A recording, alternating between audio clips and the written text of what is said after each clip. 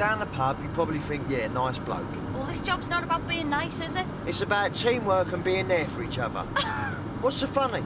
You ranting on about teamwork after just selling your partner down the river? Ashton was a liability. No, you came storming in, knowing nothing about the situation, making instant judgments about people. It takes 5 seconds to work out that a bloke like Ashton can't be relied on.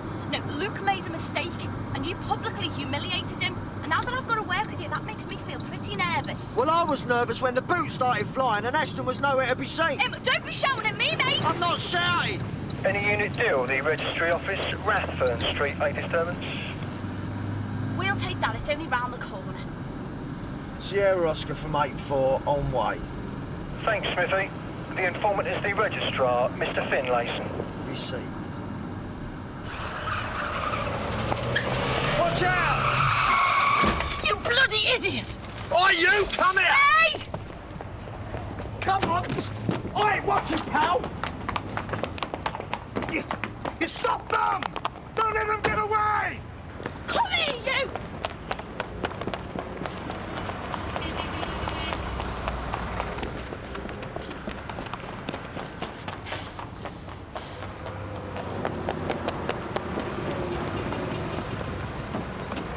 Come on! I thought the bride was drunk. She seemed to have difficulty remembering her fiancé's name. She'll remember my name if I ever catch up with her. And then when the groom seemed to have difficulty remembering his own name, then the alarm bells really started to ring. And then it dawned on me.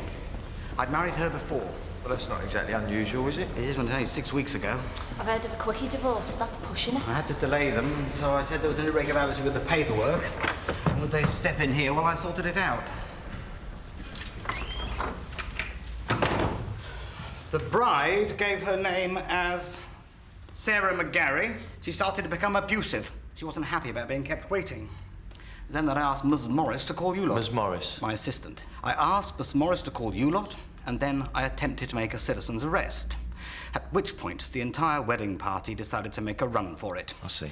The groom gave his name as Nicolae Calinescu, travelling on a Romanian passport, probably just getting married so that he can get UK residency.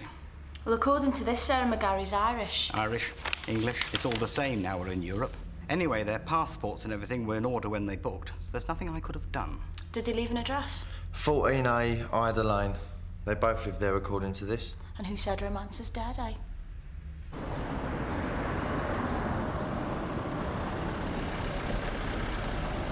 For real? 14A, Ida Lane. You sure? Doesn't look much like a prenuptial love nest, does it?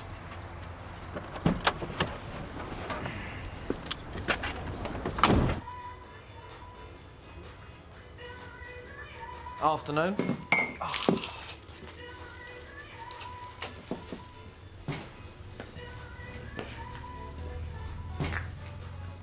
What can I do you for? Well, just routine inquiries, Mr. Briggs. Colin Briggs. Is this your own business, Mr. Briggs? Yeah. Well, Dad's really, but he's dead. There's nothing suspicious. I inherited it from him last year. Well, do you live here? No. I do have a home to go to, actually. Does anyone live here? It's a garden centre. So there's no flat, no house, nothing at this address? It's a garden centre. Do you know a Miss Sarah McGarry? Or a Nicolae Calinescu? Calinescu? What are you talking about? Well, 14A Ida Lane was given as the home address to Miss Sarah McGarry and Mr. Nicolae Calinescu. Would you know anything about that? This is a garden centre.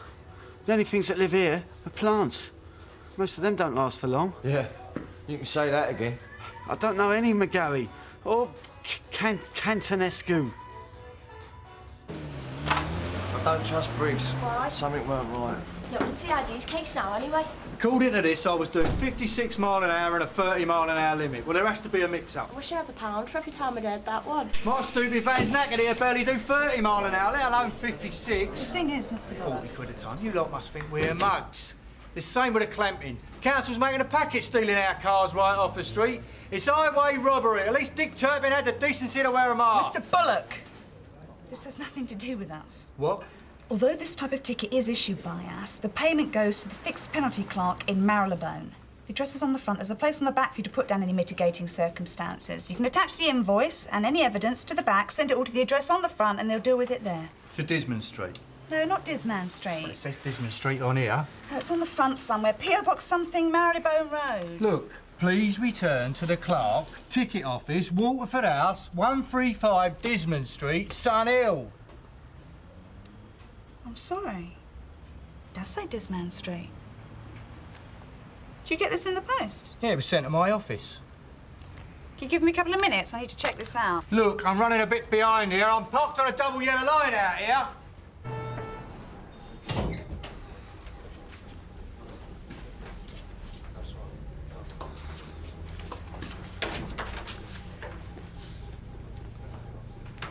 What you doing? Well, I'm looking for Jeremy Beadle, aren't I? What? Well, silly, because this has got to be a wind-up, isn't it? What are you talking about? Oh, come on. A Romanian marries an Irish bigamist and they all live happily ever after in a garden centre. They gave a false address. So the mother-in-law couldn't find them. Oh, don't be a prat all your life, Tom. Oh, easy, Tiger. We're only having a laugh. Oh, well, let me help you out, Kerry. An Irish girl who'll get married for money. A Romanian looking for a residency permit. It's an immigration scam. We'd worked that one out, actually. Oh, well done. Well, we'll leave you two to it then, eh? The registrar's expecting you. Thanks, boss. Who do they think does all the legwork? If there's one thing I can't stand, it's smart Alex CID thinking they're clever. Well, it was the same in the army. All the officers are toffee-nosed ponces that haven't got a clue. All officers are toffee-nosed ponces, are they? I was talking about the army, Sarge. Yeah, I'm glad to hear it. All right, I've got a job for you two. Some bloke has come in to complain about his speeding ticket. Looks like a forgery. It's a good copy. Yeah. You know, the thing that gets me is that she's only a DC. She's the same rank as us. What's the address on the real speeding ticket? Same as always. The fixed penalty clerk, Marylebone Road, London, NW1. I wouldn't let Kerry get to you. She ain't worth it. Are you taking drugs? What? All morning you've been like a surly teenager and now you're Mr. Cool himself. What's the address on Les Bullock's forgery? You turn to the clerk, ticket office, Waterford House, 135 Dismond Street.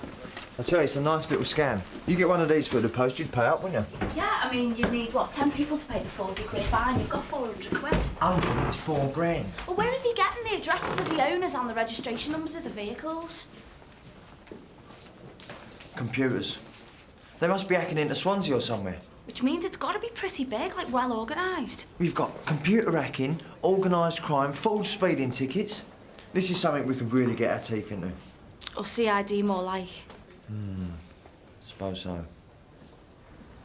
I won't tell them if you won't. Tell who what?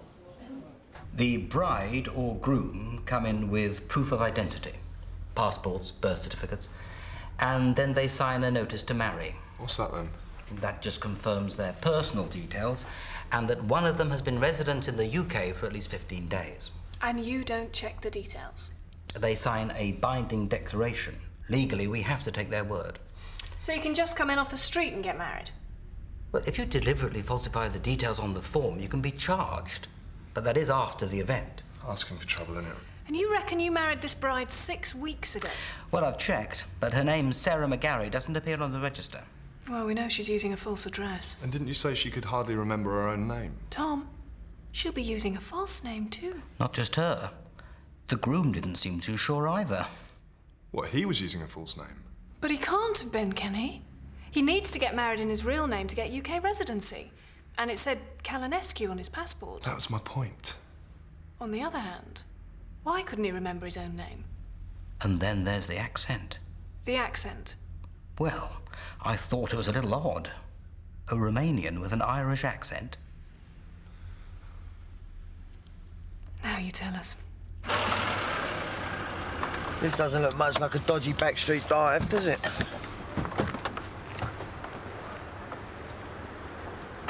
You're on the ball today. Don't you ever give up? Picture that. Can I help you? No, I'm sorry. He's in a meeting at the moment. Can I take a message? Thank you. We're looking for the clerk of the ticket office. Sorry? We're looking for the clerk... Oh, excuse me. Fords of Campton, can I help you? No, I'm sorry. He's in a meeting at the moment. Can I take a message? Thank you. Who are you looking for? The clerk of the ticket office. Are you sure you've got the right address? Well, this is Waterford House, 135 Dismond Street. Oh, excuse me. Here we go again. Luminous lighting, can I help you? Look, I think you better speak to my manager, Mr. Passmore. I'll call him in a minute. If this Sarah McGarry has married before, then this could be the tip of an iceberg. I mean, if it is an immigration scam, then we're going to need some help. Yeah, I'll hold. Cheers. I mean, I think we could use the help of maybe the Caped Crusader and Robin, the boy wonder. Sorry, did you say something? Yeah, so I thought I might take the rest of the afternoon off. You seem to be managing all right on your own. Look, hang on, Tom. I'm onto the Home Office, Immigration Service. You see, I reckon we're going to need some help on this. I'm sure I just said that. We've been receiving letters like this for some time. I believe the client account is in the name of the Red Ruth Ticket Agency. Client account? We're an accommodation address for people who can't afford to rent real offices. Yeah, for £35 a month. A business can take this address, put it on their letterhead. We forward the mail on. What kind of business needs a false address, Mr. Passmore? Are you insinuating something? Just answer the question. Well, I mean, anyone can set themselves up as Bodget International and sell themselves as some big professional outfit. The giveaway is always the address. 22 Council Estate Road. Doesn't fool anybody, does it? So they can rent a posh address from you? For £70, they can use the phone as well. So your telephonist answers the phone in the name of the client company? She passes messages on to the client. It's a con. This business is completely above board. Businessmen using your address to trick their customers. I am registered with the fraud squad, you know. The fraud squad? What are you talking about? Oh, it's come to something when I have to explain the law to the police. Now, careful, Mr. Passmore. Accommodation addresses come under the 1920 Official Secrets Act. I have to register with the fraud squad. Well, that's all wonderful, Mr. Passmore. But what I want is the address where you forward the replies onto. We guarantee client confidentiality. We could get a warrant. And I could call the fraud squad. I'll get the address. Thank you. This is one in the Iforkerry Homes. Red Ruth Ticket Agency. All mail is forwarded to 14A Ida Lane, Sunhill. That's Colin Briggs's poxy little rundown garden centre. What's that man playing at? Leave it. I want a word with you. What about?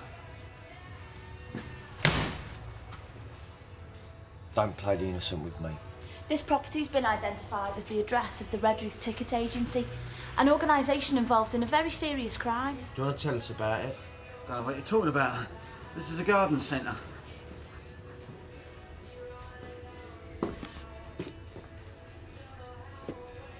You're making me very angry. Could you take a look at that speeding ticket, please?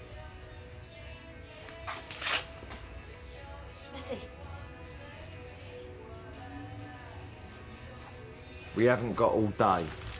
Forged speeding tickets, illegal immigration. Busy little garden centre, this, isn't it? I don't know what you're talking about. You get an awful lot of mail delivered. Is it a crime to get too much post? Oh, a brown envelope. What do we get in these, then? We could ask the Vice Squad. Look, people use this address to get their mail delivered. It's just a way of making a few extra quid, that's all. Are you registered with a fraud squad? Fraud squad? All accommodation addresses are obliged to register with a fraud squad. Special branch will probably want a word with you as well. Possibly even MI5. MI5? Look, a girl picks up the ticket agency letters every day at 4 o'clock. Honestly, that's all I know about it. 4 o'clock. She'll be here in a minute. Mainly they come from Romania, Bulgaria, Hungary. They hop over the border into an EU country and lay low. Then send their passports over to the UK. The organisation over here books the wedding, arranges everything. Tom, this is Andy Davis and Mike Cook from Immigration. Andy's just explaining how it all works. So the illegal just crosses the channel in time for the wedding? No, that's the beauty of this scam. The illegal never comes into the country. They send over the passports and the mob here get a lookalike to marry in their name. Hence the Irish accent of Mr. Nikolai Kalinescu. Yeah, the brides, they're always Irish too. Why? Well, the Irish are European citizens, so if an Irish woman gets married to a non-EU citizen in this country, she's not subject to our regulations. So the illegal just has to be in any EU country. He doesn't have to risk crossing lots of borders. Exactly. He just sits in a hotel in France or Italy sipping coffee while someone else gets married for him. Sounds good to me. Yeah, especially when you get someone else to live with the wife for the next 30 years as well. Lads, please. Sorry. Right, the UK organisation sends back over the passport, the marriage certificate and the wedding photos to the illegal, and he becomes the husband of an EU citizen, entitled to residency in any EC country. So how much does this cost? £5 grand a time. It's still cheaper than getting married for real, though, isn't it? And you never get to meet the bride. Sounds like a bargain, I'd say. You are really sad. Listen, we had a case like this in Brum. 6 girls each get married 2-3 times a week. 12 marriages a week. £5 grand a time? That's 60 grand. We make a good team, you know. Classic good cop, bad cop technique. Good cop, psycho cop, more like. I hope this girl comes soon. It stinks in here. You keep your voice down. I wanted to wait round the back, but I'm no Smith of the yard. Shh, she's coming. Afternoon, Mr. Briggs. Any post? Yeah. Quite a few, actually. You all right? Yeah, I'm fine. You ain't looking at all well. Let's go. You silly old git! You stay!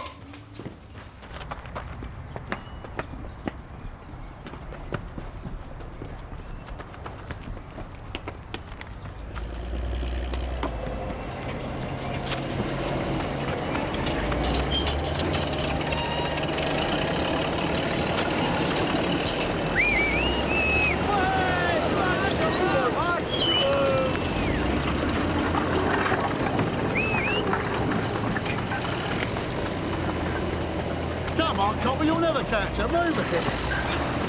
Oi! Wait now!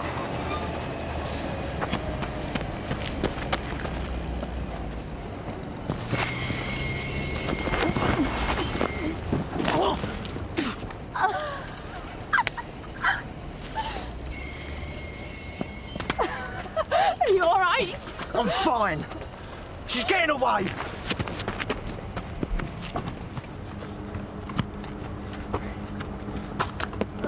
Come here and bend over. What? I need a hand up. Get lost.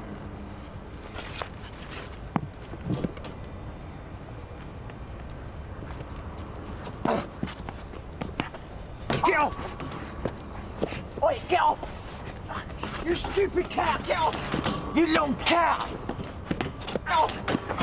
Oh, sorry, copper.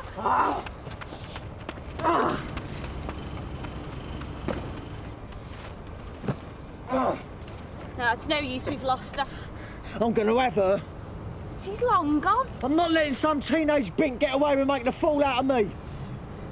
Smithy, down there. Look, it looks like she's left us something. Good. Let's bring that ferret Briggs in. I want every bit of mail he's had delivered. You all right? This ain't over. It's personal now. Here we go. Thanks. No, thank you What for? for helping us with our inquiries. It's not going to take too long, is it? Well, that depends on you, Mr. Briggs. We've got some checks to make, and then we'll be right with you. Right. Right.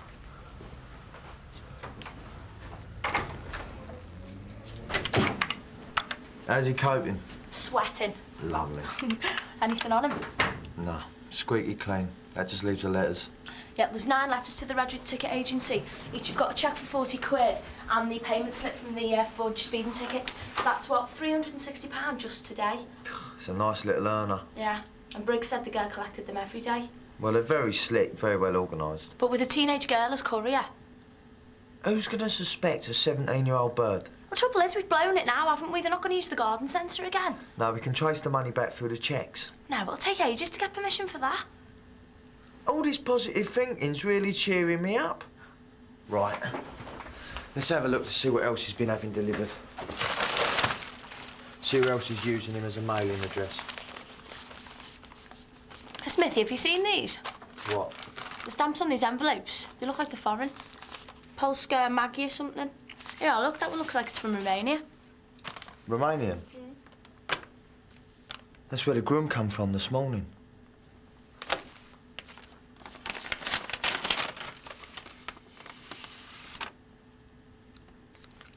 Are you going to tell Kerry or shall I? If you could get statements from Finlayson and everyone at the register office. Yeah, and we'll check all the local toms, see if anyone's been offered any work posing as a bride. It might be best if you backed off. Oh, right. Kerry, I don't want to bother you, but I think Just I've got... hang on a minute. Sorry, you were saying? Pardon me for living. Look, just give me a minute, will you? It's urgent. No, you carry on. The gang don't know we're onto them yet. It might be best if it stayed that way. We're hardly onto them. We haven't even got a name. Listen, it's the nearest we've been to getting them. There's got to be a way. We need to break into the system without them knowing that we're onto them. Then we might get the organ grinders, not just the monkeys. Would these help? Where'd you get those? You've got bricks downstairs. In the front interview room. This is the breakthrough we've been praying for. Unless our cover's been blown by uniforms stamping all over the place. No, we were very discreet. Good. Well done, you two. Yeah, good. Well done, you two. My cousin Kevin was writing to all these girls in his contact mags. He was obsessed. He needed an address for the replies, so his wife wouldn't find out. And it just grew from there. But the only thing did grow in that bloody place. Go on. Well, I thought there might be other blokes that could use the discreet address. So I advertised. You know, accommodation address, 15 quid a week. Pretty soon I was making more from the addresses than I was from the garden centre. And it never occurred to you to ask what was in the envelopes? I'm not responsible for what's in the envelopes. I just bundle them up and get them ready for collection or post them on. So what did you think was in the envelopes, Mr. Briggs? Birthday cards? Bit out your depth, aren't you? Simple little sideline, then suddenly this. Doesn't seem fair, does it? I'm just trying to get by. I know that, Mr. Briggs. All I'm interested in is what happened to those passports after they'd been delivered to you. I don't know anything about any passports. You were in possession of letters containing passports and money, Mr. Briggs. Who are you protecting? No one. Just tell the truth. What's supposed to happen to the letters now? Don't know. Does someone collect them? Do you drop them off? No. So you post them? You look a bit scared, Mr. Briggs. Why's that? They warned me. If I said anything, I'd regret it. If you tell us everything you know, Mr. Briggs, they'll be the ones who'll regret it. We got an address from Briggs. He posts the passport letters to a flat in Gadsden Road. Just going to arrange for the Royal Mail to make a control drop the letters from Briggs Garden Centre to Gadsden Road tomorrow morning. And when they collect them, we'll be waiting for them. See if they'll lead us to the rest. Oh, hello. Yeah, Andy Davis, Home Office. You seem to have worked it all out. Well done. Cheers, Tom. Tom, how do you get an outside line on this thing? These speeding tickets. We're supposed to be having breakfast. Just have a look at them. We recovered 6 letters, right? If you say so.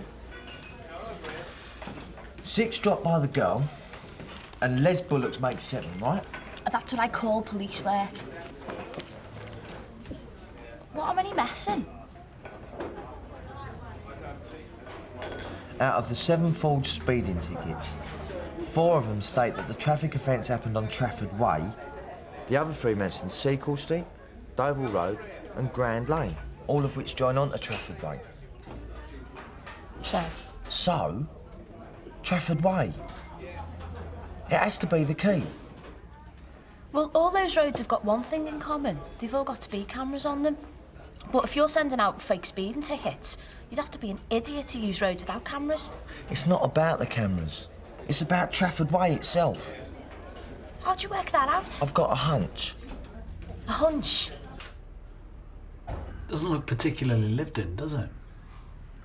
It's practically derelict. It's probably just a pickup point for the passports. DC Holmes from DC Proctor. Go ahead, Tom. Postman Pat's on his way. Received. Come on, get on with it. Oh, don't look at us, you moron!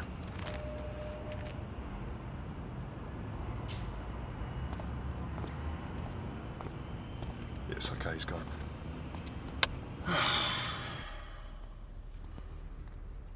Here we go. Make sure you get the moment he posts the letters.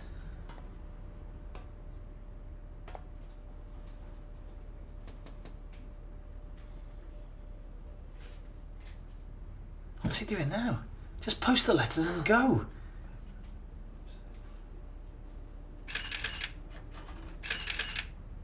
At last.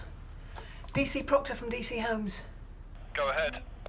The letters have been delivered. Stand by. Can't see any movement. Like I said, they probably just use it for picking up and dropping off mail. So what do we do now? We wait. Hope that someone turns up to collect.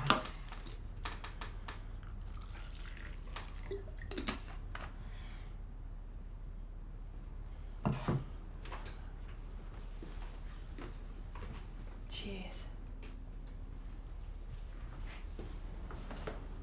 DC Proctor from DC Homes. Go ahead. Looks like we could be in for a long wait, Tom. It's a pity we didn't think about bringing any breakfast. Yes, shame that, eh? Coffee? Croissants? Absolutely. Look at them tanking down here like Damon Hill. How long have we got to wait for this hunch of yours to turn into a theory? Indefinitely. Look at that van. What's up? What does it say on the side? Ian Graham, plumber, so what? Read it all. Ian Graham, plumber, 12 Plassey Street, London. Oh, yeah? See? You don't need a computer to make this con work. Anyone can get the names and addresses and vehicle registration numbers just by sitting here watching the traffic. It is neat, but it only holds up if the speeding tickets that were issued were given to commercial vehicles. Well, it's easy enough to find out. Sierra Oscar from Sierra 85. How long do you reckon we're going to have to wait? I'd be surprised if they didn't make a pickup at least once a day. Right. Do you reckon I can pop out and get something to eat? As soon as you go, something will happen. Always does. Oh, I'm sorry. Would you like one of these? Cheers, mate. I'm starving. What's in it? Egg and pickle.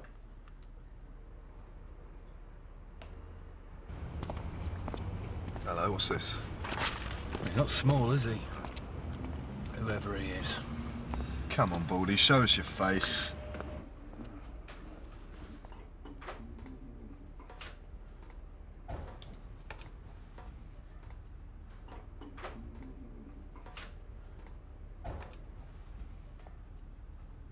It's Goga. Ion Goga, the Romanian godfather. Interpol suspects him of running a massive European illegal immigration ring. Oh, this is great. Andy from Kerry. Well, we're all very excited up here. Apparently it's somebody you know. Ion Goga? Incredible, fantastic. Just make sure he doesn't see you. It's Goga. We've got him.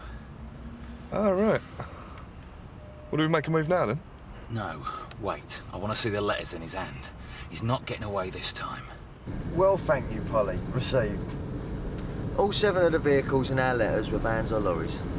Yeah, but we still don't know whether they have the owner's addresses painted on the side. Oh, I bet they did. Whoever's pulling this scam is just sitting in their car, writing down the details of vans and lorries as they drive past. It's possible. And then straight onto a desktop publishing setup to print up the forged tickets. It grieves me to say this, but I think you're onto something. Well, seeing as though it's my lucky day, I think we should go and take a drive around and see what we can see.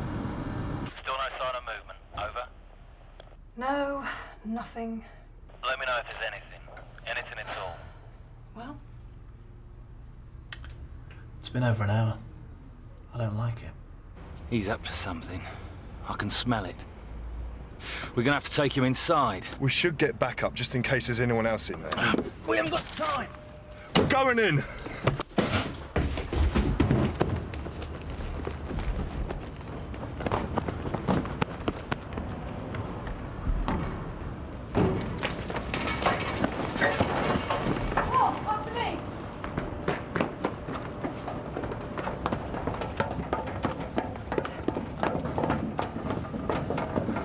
Careful. Goga's dangerous when he's cornered. Okay, ready? Look away.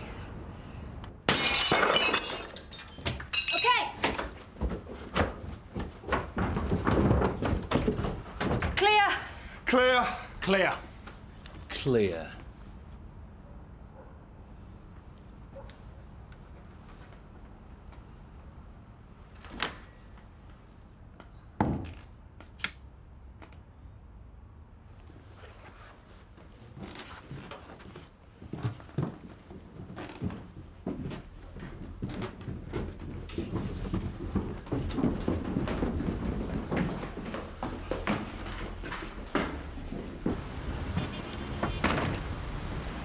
Nothing.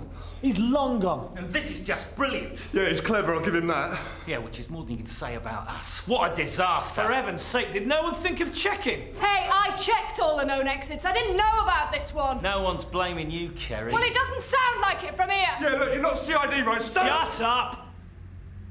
Listen, we might be able to rescue something. We've still got the names on the passports. Yeah. Yeah, and we can assume that Goga still doesn't know we're onto him. So? So, we give all the names on the passport to the local registry offices. Sooner or later, Goga or one of his gang's going to try and book a wedding in one of those names. When they turn up for the wedding, we'll be waiting for them. Sounds like a bit of a long shot to me. Listen, after this fiasco, it's the only shot we've got.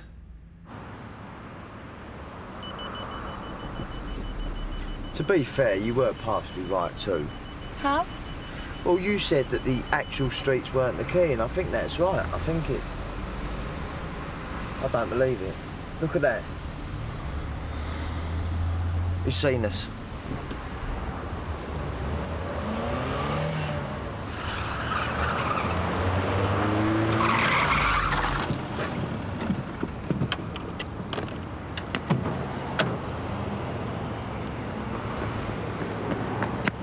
Right, you! Out! What the hell do you think you're doing? Is this your car? Of course it's my car. What do you take me for? It's just routine inquiries if you'd like to step away from the car. What's this? You have no right. I'll be making an official complaint, you know. I'll tell you what this is. This is a... It's council traffic sensors. There seems to have been a mistake. That I certainly has. I'm really very sorry, sir. Oh, you will be. I happen to be a close friend of the mayor, you know.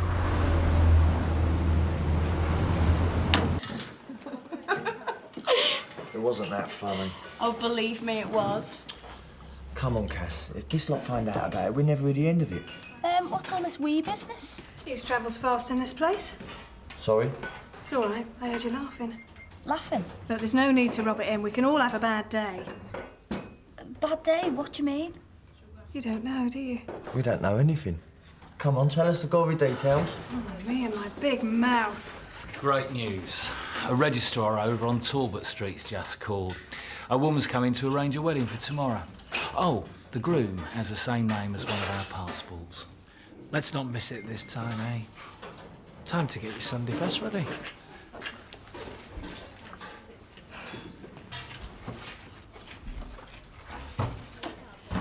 You two don't fancy coming to a wedding tomorrow, do you?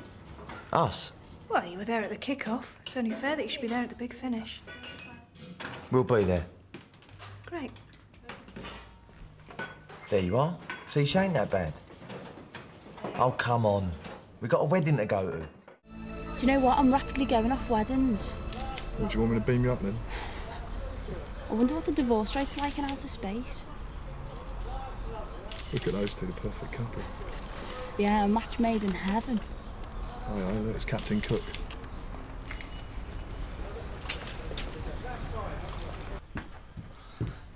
Here we are. Forgot the carnations, didn't I? He did the same thing when I got married.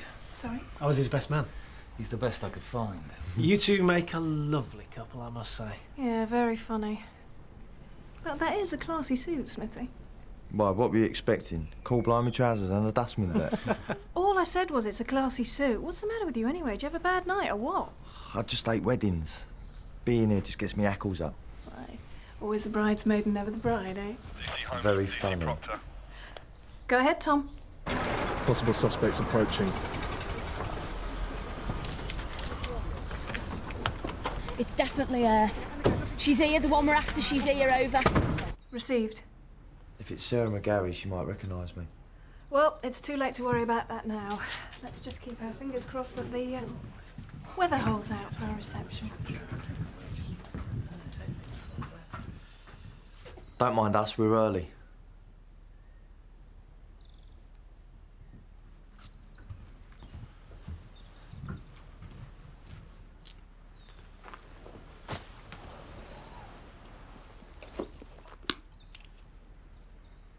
She's a bit nervous, isn't ya? Poor love. Ah, geez, Sheila, give us a slug. I'm like you, love, nervous.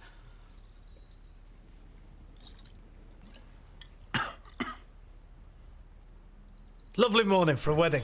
Do me a favour. Miss Rachel Murphy. Hallelujah. Are you the bride, Miss Rachel Murphy? That's me. And the groom, Mr. Miklos Duka. Oh, right, yeah. If you'll follow me. This way, please. Come on, you soft git.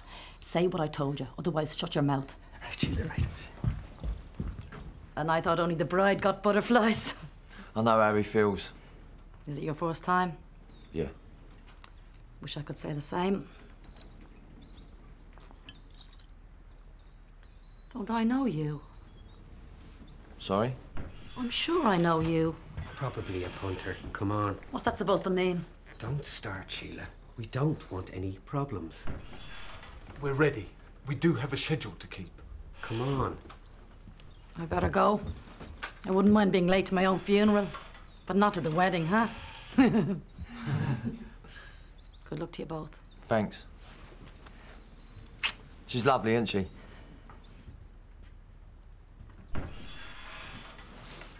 What's the matter with you? Nothing. Let's just get this lot arrested before anything else goes wrong. Are you in position, Tom? Aye, aye, Captain. Standing by.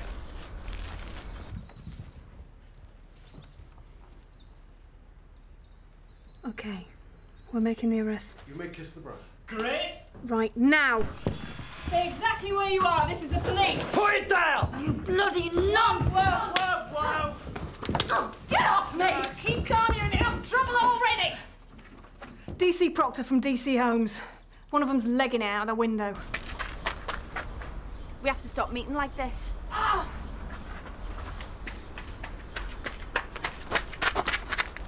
think the phrase is you're nicked. You okay?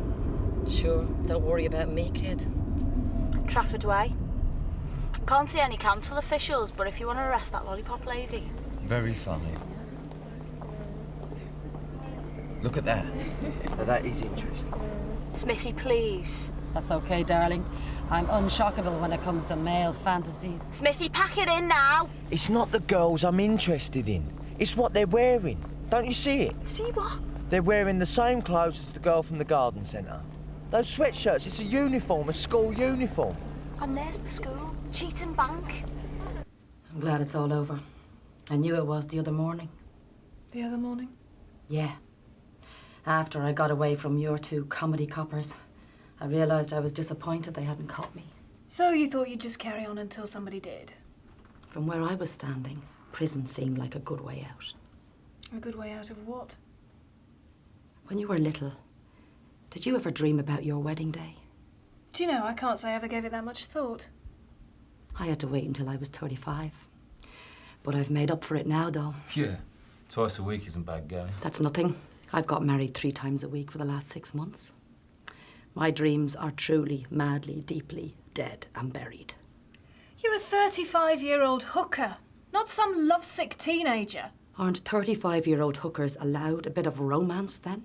Oh, give us a break. Can't we kid ourselves that our very own Prince Charming will sweep us off our feet? Right. I think that's just about enough of the Mills and Boone, don't you? It's a shame that my Prince Charming turned out to be the Prince of Darkness. All I got was 250 quid a time. And a good kicking. Sheila, this Prince Charming you talk about, are you referring to Ion Goga? Who? We know all about Goga. I don't know who you're talking about. If Goga's the type of man you say he is, the best thing you can do is help get him off the streets and behind bars. I never mentioned any names, and I'm not going to. Sheila, we're only trying to help you. I'll cough to the weddings I've been involved in. But that's it. You and I both know that's not the way it works. It's how it works this time. That attitude's going to look pretty bad in court. Anything you threaten me with is good news compared with the alternative. So let's just get on with making a statement. Then you can lock me up, and we can all get a cup of tea and a kip. Sorry to keep you, Constable. How can I help you? We were wondering if we could talk to the head. Could I ask what it's about? We were hoping that one of your girls could help us with our inquiries. I see. And which girl would that be? Smithy, look, this is her. There. You're right, that's her. That's the girl we want to talk to. Ruth. You know her? Oh, yes, indeed. It's Ruth Bagshaw. She's a bright girl, quite nice in her way. That's when she can be bothered to turn up, of course. Do you know where she lives? I'm afraid I do. She lives in Parkside Towers. That great ugly block of flats on the corner of Trafford Way. A block of flats on Trafford Way. I bet you get some wonderful views from up there. Kerry, got some more stuff on Goga from Interpol. Great. Have any of the other suspects mentioned him? The silence is deafening. They're more frightened of what's out there than what we can threaten them with in here. Yeah, what's out there being eye on Goga? He's wanted in Romania for kicking a man to death. He's suspected of being involved in everything from prostitution and illegal immigration right through to drug trafficking. But no one's ever got anything to stick. And now it looks like he's going to walk away again. No way. Kerry, there's no direct evidence to link Goga to the ring at all. All we've got are the photos of him entering the flat where the passports were delivered to, but that's it. It's purely circumstantial. Goga's a very slippery customer.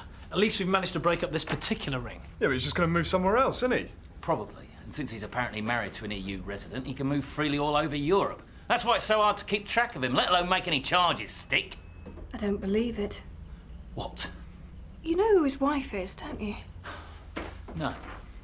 Is it relevant? Oh, I should think so. It says here that his loving EU citizen bride is a 35-year-old Irish woman called Sheila Devlin. I don't know what you're talking about. You're married to the man. I'm married to loads of men. If I can prove that Goga's marriage to you was a marriage of convenience, I can have him deported back to Romania within hours. He'll spend the rest of his life in a Romanian prison. It's a long way away, Sheila. Admit to that one marriage of convenience and it's all over. That I promise you. Goga will be out of your life for good.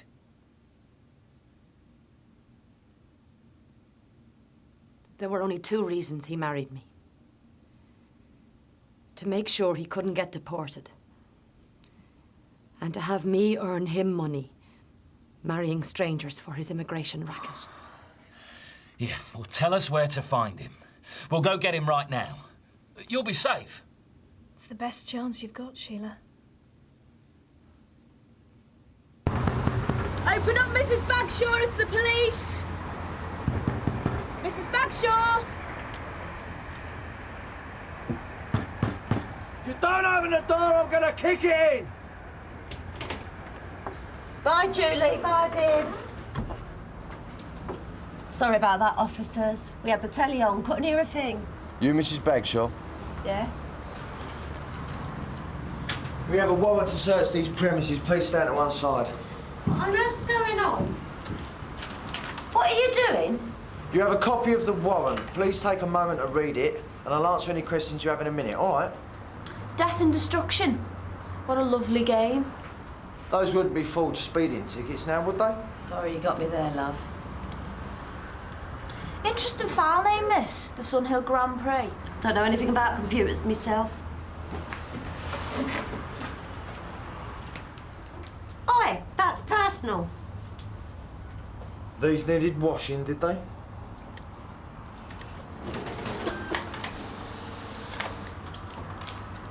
What are you doing?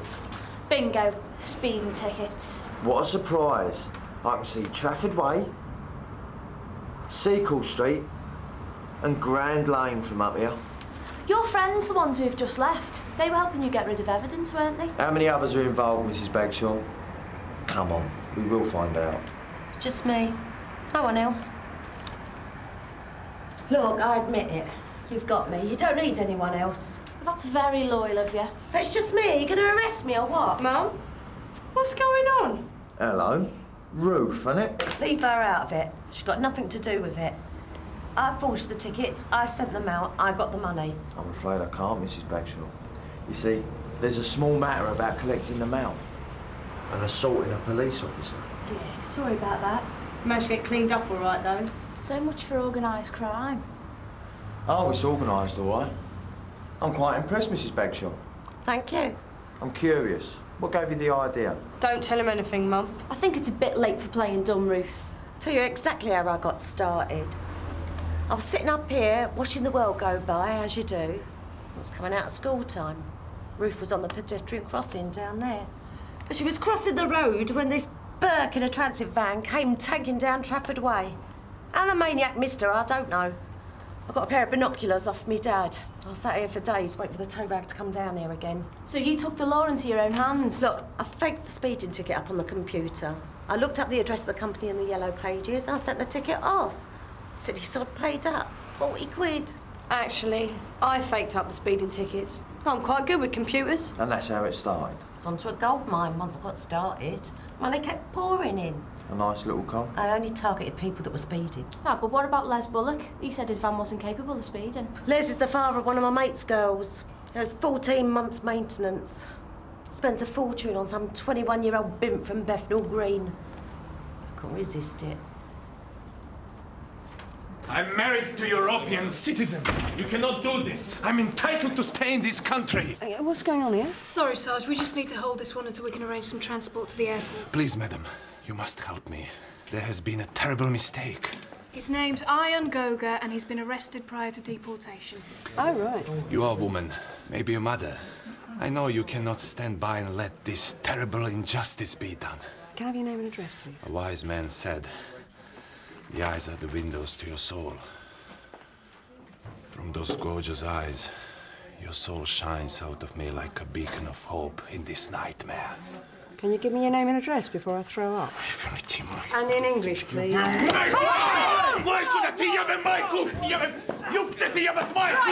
down! Ow! You need a hand? No, thanks. Fair enough. That man reminds me of your dad. Lovely. He's better looking than Dad. Get him in the cell. Single mums, kids, foreigners. Can't you not nick any real criminals? Oh, he's a real criminal, all right. In fact, it's thanks to you that we got him. Thanks to me? Yeah, in a way. If you hadn't sent Les Bullock that ticket, he never would have come into Sun Hill. Yeah, we never would have caught that monster. I'm sorry, you've lost me completely. Yeah, well, it's a long story. Kelly, you all right? Nice to see you can do without us some of the time. He's pulling away from us. Where's the area car, Sarge? Still about 5 minutes away. It'll be quicker if we pedalled it. Right, now we've got a chance. It's turned into the old pits hanger works. Yeah, he's not going to get far.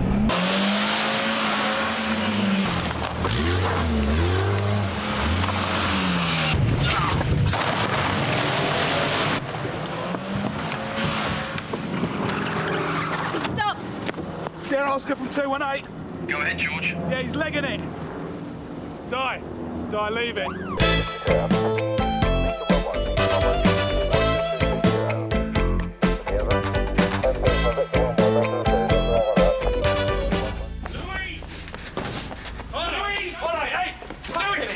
Excuse me. But you didn't have to call the police, did you? Shut up. It's the police. I'm PC Carver. It's all right now.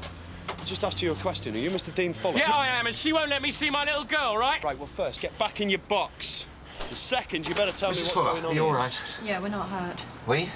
Me and Josie. It's all right, sweetheart. We'll be off in a minute, yeah? No chance, no chance. One more trick like that and you're nicked! Sam. Mr. Fuller.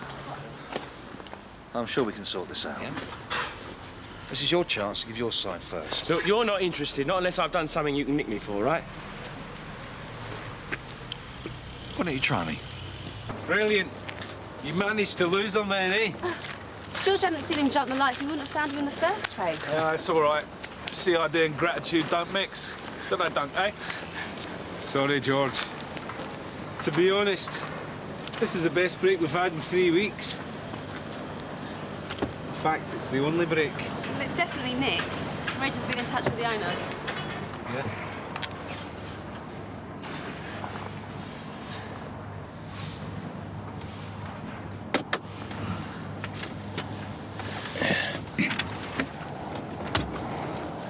Well, the owner didn't even know it had gone until we got in touch with him. Same make and model. Different license plates, though. Stolen to order? Nah, they wouldn't have had time to change the plates. Bloke reckons this was taken the last 20 minutes. That's another one sold by Trimmer and Scott. Yeah, this is really good quality. I can't fault this. Maybe it's real, belongs to another car. Yeah, it could be cloning them. 3 or 4 vehicles driving around with the same plates. Well, if you'd have caught them, we wouldn't be here guessing, would we?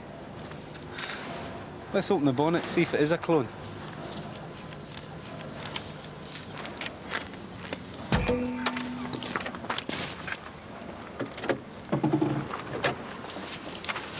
No, they haven't tampered with the engine number. This lot are good. Experts. How do you mean? Well, they've only had the car for half an hour. Yeah? Well, they've already got a registration document, the right chassis number, the lot. So, what went wrong? Well, she pretends they're out. That's her usual trick, right? So I turn up early here and surprise them. And I know I lose my rag sometimes, but she's always driven me nuts, that woman. So, what if I talk to her? You happy with that and we go from there? She won't listen. Well, yeah, go on. Try it, yeah.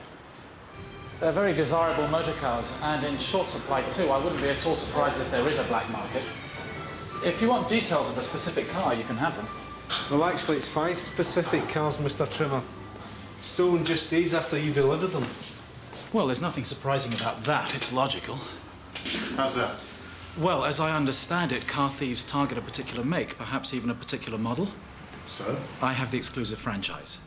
I'm the only person in Sunhill who's allowed to sell them new. If there were 20 stolen, they'd still come from here.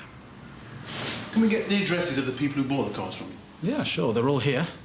Copy what you need and get the file back to me. Will tomorrow give you enough time? That's great, Mr. Trimmer. Now, these thieves have also got a false registration document for the car before they've even stolen it. One that matches the chassis number and the engine number. Now, have you got any idea how they can do that? I don't know. But I guess they find the car parked somewhere, they pop open the bonnet, get the chassis number. Who else deals in 4x4s? Second-hand ones, I mean. Well, any second-hand car dealer will take them, although we prefer to keep the better examples ourselves. So who are the big second-hand dealers around here, in your opinion? Jack Sylvester, Jerry Metcalf, Marley and Marley. OK, that'll be fine. Thank you, Mr. Trimmer. We'll keep in touch, yeah? Cheers.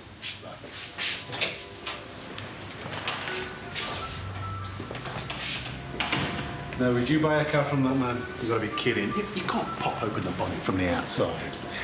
And they mentioned Metcalf. Jerry Metcalf, he's got to be involved. Yeah, but you try proving it. He's given half the coppers in London the runaround at one time or another. I'm impressed. Can hardly wait to meet him. Good. Trouble is, you never know what he's going to do next. Now, one day he's saying he's desperate to see her and he's beating the door down, and well, tomorrow he might not be interested at all. That's Dean for you. Wouldn't it be better if... Oh, Josie's all right here. She's got no illusions about her dad, have you, love? What if you did want to see her, let's say, tomorrow, after he's had time to cool off? Well, you know he's on drugs, don't you? Well, I didn't see any evidence of that. I mean, granted, he was aggressive, but given the circumstances... Well, he got cautioned for possession down at your neck. Look him up. OK, but I can only go on what I see. And considering the... Thing is, what happens when he's driving? He gets all psyched up, and he's got a 10-year-old girl in the passenger seat. I didn't think he'd do anything that might put Josie at harm, in quite the reverse. I want to go out with my dad. Shut up, Josie. Come on, upstairs. I want to. Upstairs.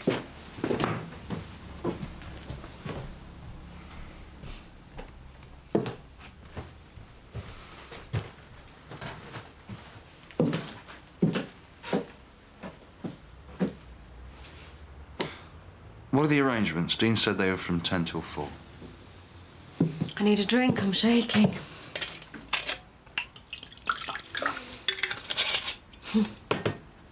That's the state Dean gets me into.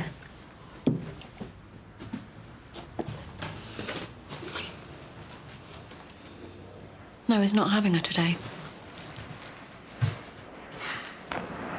Just bide your time. Yeah, bide my time, yeah. I've heard all that before from my solicitor. I don't know why I bother. It'd be best for Josie if she never saw me again. Save all this aggravation. Well, if you ask me, you're making aggravation for yourself. Not for me, for Josie. Be a lot less disruptive, that's for sure. Stuff this for a game of soldiers. Oh, is that your car? Yep, and I'm going to do the first sensible thing I've done today and go home in it. No, you're not. What now? Sierra Oscar 416, receiving over. Go ahead, Sam. Yeah, a car check, please. It's a stop on Regis Street. Listen, it's not personal, it's just routine.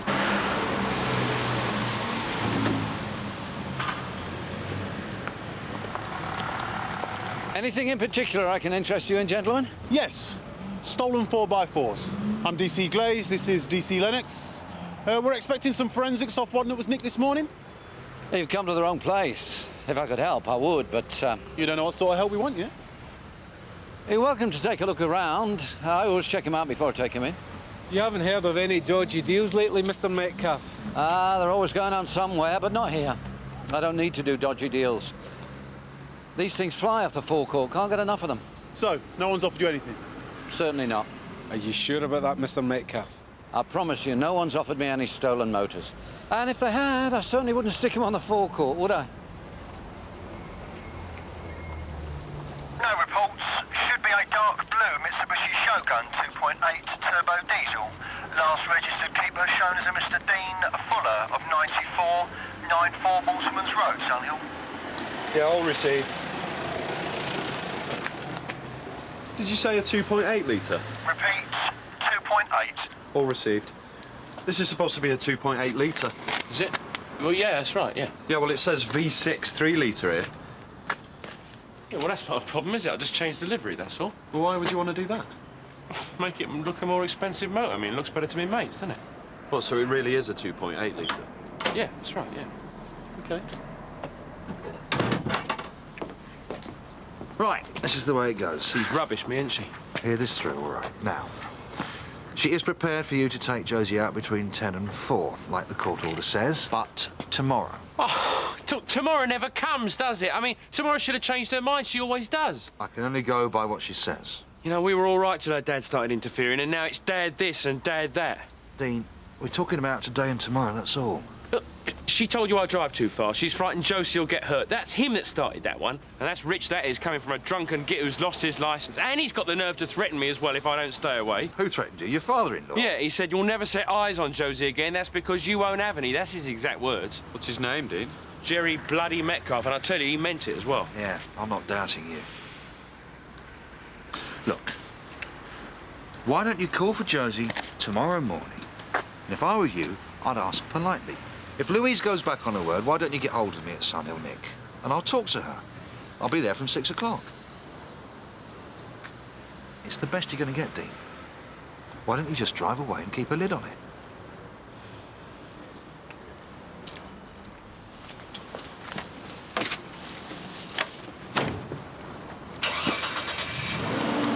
I wish I had your patience, Jim. Sam did a vehicle check on a 4x4 this morning, and the details on the PNC didn't quite match the car. Now, the thing is, it was being driven by Jerry Metcalf's son-in-law. We paid him a visit this morning. I'm sorry, Duncan. There's a Mrs. Fuller in the front office. Says that you spoke to her earlier. It's Metcalf's daughter. Do you know what she wants, Sarge? No, she wouldn't say. Oh, I'd love to know. Could be very useful. I'll keep you posted. Has the blonde come to see you?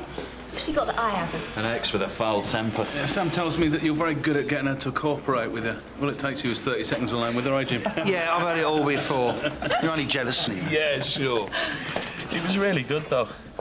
Never seen Jim as a peacemaker before. The bloke was really giving it some. I wanted some advice about Dean. Has something else happened? He frightened me. I've never been so frightened of him. And he frightened Josie too, didn't he, love? Is there anything you can charge him with? Well, I think your solicitor would be the best person to advise you on that, Mrs. Fuller. It's Louise. I do sympathise, but as it stands, there's nothing I can do. Well, would you come and talk to my dad? Explain why he's making it worse. Well, why can't you do that? I've tried, haven't I? It'd come better from you. What, me warning him off? Well, I don't think that'll go down very well, do you? Well, you know how to handle people. I'll tell him I've asked you to have a chat about me and Dean. Maybe. I'd like you to. Tell you what. We'll be at the Boulton tonight, 9 o'clock. It's the best place. It's where he feels most at home. OK, so there's 5 nearly new 4x4s been nicked in Sun Hill in the last week, but if you go back a month and you can really see the pattern, there's more than a dozen all told. All these have got fancy tracking devices. How come none of them have gone off? By the time they got these things activated and we've got a chance to pick them up, they've gone. What do you mean gone? Gone where? Well, you stick the vehicle underground or under metal and the tracking signal breaks up. Looks like you boys are a bit stuck. Oh, Jim. How's that lovely Louise? She wants me to talk to her dad about her marriage problems, trying to persuade him not to threaten her husband. So once you've qualified as a marriage guidance counsellor, you can join the Samaritans. Does Metcalf know you? We never met. It seems like a good excuse to make contact. And if you are interested, Louise says a good place to talk to him is in his local tonight. Well, let's run with it. It's not as if we're overwhelmed with leads here anyway. June, what's this about Jim Carver working for CID? No, he's just helping them out on these car thefts, that's all. Yeah, but that's not all. He's doing some obbo, according to Rod's case. Yeah, well, I'm sure Jim knows what he's doing. Well, as long as you're happy that he's committed to the team. This team. I've always thought of CID and uniform as being on the same side, Matt.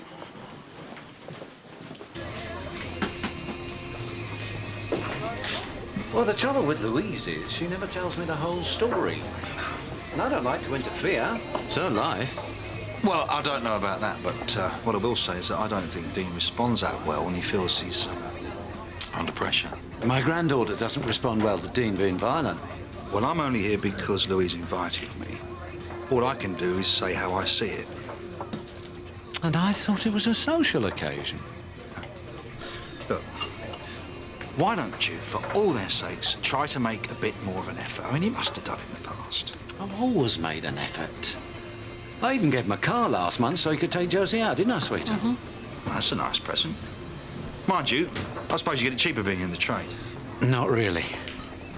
So, why don't we suspend hostilities?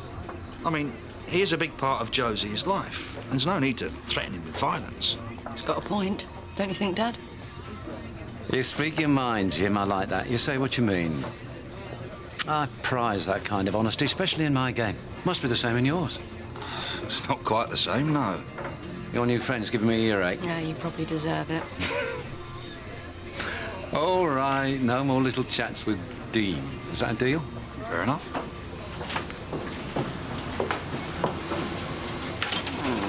I always celebrate a deal with a drink. Family tradition. I expect Louise told you. Jerry. Samantha! How's business? Still charming the pants off the customers? You can get me a large vodka for that.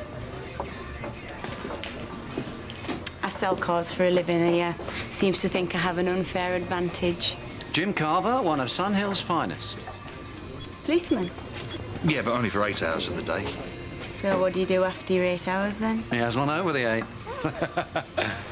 Sorry, Jim, only joking. So, where's the accent from? My mum and dad. I'm just down buying some stock from Jerry. He put some good stuff my way, take it up north and I flog it. Really? How's that work? Well, it's not complicated. I buy, I sell, I pocket the difference, end of story. Well, that sounds fascinating. Do you deal in 4x4s? It's boring. I travel the country and I stay in hotels all the time. Well, it doesn't sound boring to me. You must know all the dealers around here. You policemen are all the same, aren't you? Always asking questions. Sorry, Sam. Time we were off, I'm afraid.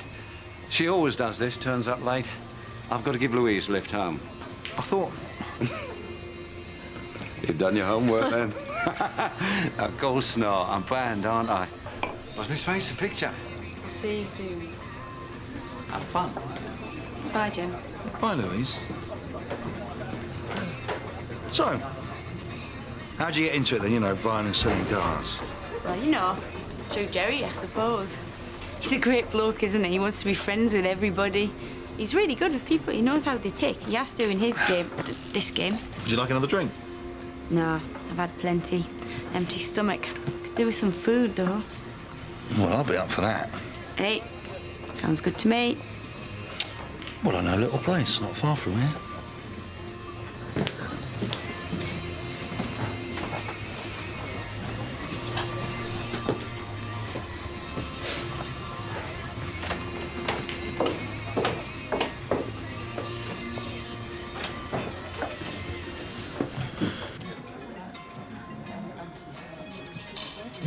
Thank you.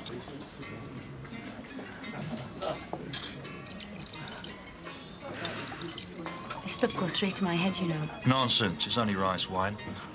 When it's so hot, all the alcohol boils off. So, is there, only one special? You know, I could write a book, 101 ways to ask the relationship question. I'm sorry. Hey, no, don't be. You're more subtle than most. The answer is no. No one special. No? Haven't got time. How am I going to make $1 million with some guy trying to pin me down with babies? But do look around sometimes, think I'm nearly 30, and a 30-year-old woman's got more chance of being killed in an earthquake than getting married. Is that true? Nah, made it up. Anyway, what about you? No one special. Really? You'd think in your job you'd meet a lot of people? Yeah, but the circumstances are such that you don't particularly want to mix with them on a personal level afterwards. Not you, I mean, but generally. But you'd think, you know, steady job, reasonable money, you'd have loads of offers. Well, I've had my moments.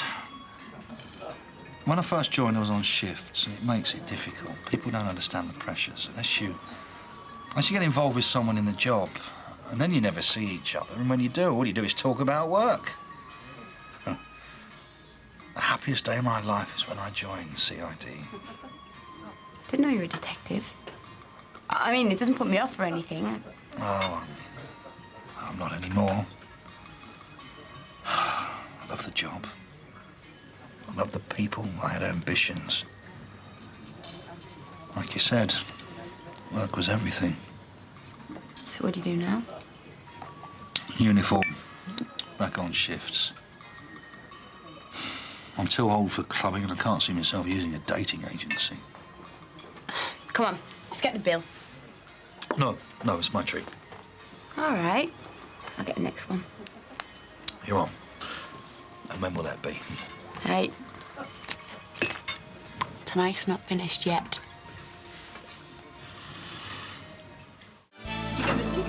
I left you early. Yes, Is Jim still not here? No, and before you ask, he still hasn't phoned in either. And no one knows anything? Apart from the fact that he was on the CID oboe last night. Don't stick your neck out for him, June. He's not worth it. Hey, you two. If you see PC Carver before I do, you tell him I want to see him immediately. Yes, Sarge. Oh.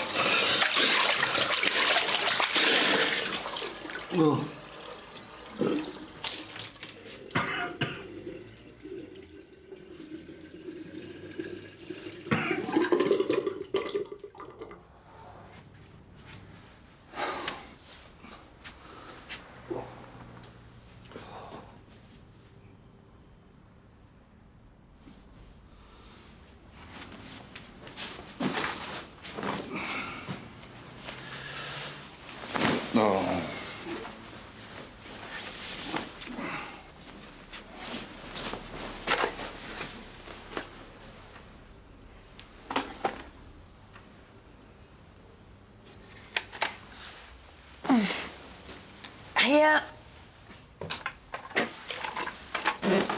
Samantha, what's this for? It's a credit card machine, isn't it? What's it for? For taking money off people. I'm only asking because... Do you think I'm some kind of tart? How do you think I take a payment for a car in Monopoly money? Would you rather I carried a big roll of cash? I'm sorry.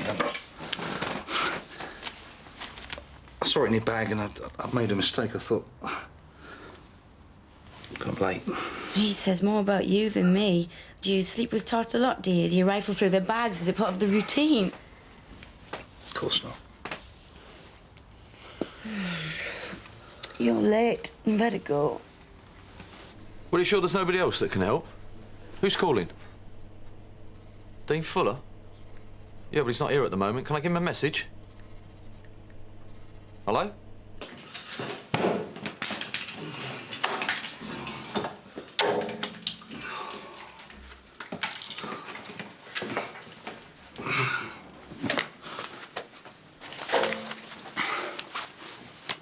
Sorry, Sarge.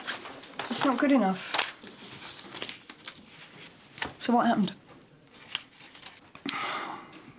I overslept, Sarge. It won't happen again, I promise. You overslept, simple as that. When you got permission to go on that obbo, it didn't give you a licence to behave like an idiot as well. I really expected better of you. Yes, Sarge. Look, I know I've messed up. Yeah, well, CID are going to have to manage without you from now on. Dean Fuller was trying to get hold of you. Thought you'd been at 6, as did we all. I'm going to leave you to it. How's your head? Fine, thanks, Sarge, yeah. Sergeant Ackland was trying to persuade me you were giving your all for uniform. I am. Yeah, well, you may fool her, but you won't fool me. I hope you've got the mother of all hangovers. I hope your guts are churning and your head is pounding, because I'm not going to do anything to make it better. You try a stunt like that on my team and see what happens. You're in uniform, not CID. Now, you think about that. If you've got a working brain cell to contain it.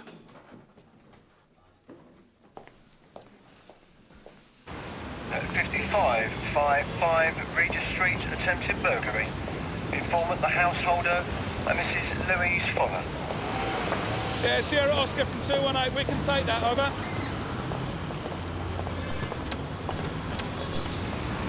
Sugar? 3. If you were with him for more than an hour, you must have gleaned something. Unless you had your mind elsewhere.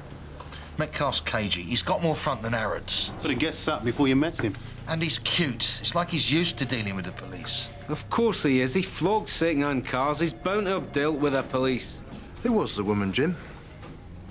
I assume you got something from her. Samantha Heath. She seemed like a straightforward business contact. Look, the best way to Metcalf is through his daughter. You said that yesterday. Have you got anything new for us, Jim? Don't tell me.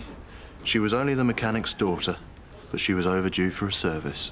Rod, can you go and check some index numbers on the PNC? Yeah. I know when I'm not wanted. Oh, did you get any leads? Did you find out who's stealing it for them, where they're shipping it to, or how they're breaking the tracker signal? More importantly, did you get any hint at all that this is our man? Look, I'm sorry. Like you said, it was worth a try. Mrs. Fuller? He's taken Josie. Yeah, he's taken her. I've got to go. The filth are here. Yes, Dad, I'm fine. All right, I'll speak to you in a bit. Bye. Right, Mrs. Fuller. He's taken Josie. He's taken my Josie. Who has? My ex-husband. When did this happen? I don't know. He must have got in while I was asleep. He left this. Very considerate of him. Yes, just like Dean. Do something terrible and then think it's okay because he's left a note. Well, this is the father of your little girl that we're talking about, isn't it? Yeah, he's kidnapped her. He'll be driving around in that 4x4 of his, more than likely off his face. It's not safe. OK. Sierra Oscar from 218, receiving? We'll get all units on the lookout for him. Why did you do this, Louise? He wants her to go and live with him. Won't take you long to find them, will it? Good night, was it? Oh, I always knew there was life in the old dog. There's plenty more where that came from, darling. Listen, just went to a friend of yours, Louise Fuller. Her ex tried to call you. Yeah, I know, thanks. Well, do you know where Dean is, then? What do you mean? You haven't heard? He stole his 10-year-old daughter this morning. Nobody knows where he's got to. Jim, you should be on patrol. Look, I'm getting there, Sarge. They're just filling me in on Dean Fuller. Look, if I can help. Yeah, I want you to take the spare pounder and then concentrate on finding him and making sure the little girl's safe, all right? 218 from 416, receiving. Go ahead. Yeah, George, we've just found Dean Fuller's car parked in Wayman Street. Is Fuller and the girl with it? No, Sarge. I'm going to have to wait for him. OK, son. Look, I'm not sure if this is that much of a problem, but, my cards are out of my possession for a short while. Well, if you're at all worried, we can cancel them right now and issue replacement cards. That's easy enough. When did this happen? Last night, sometime. Will that stop any payments being made? It depends.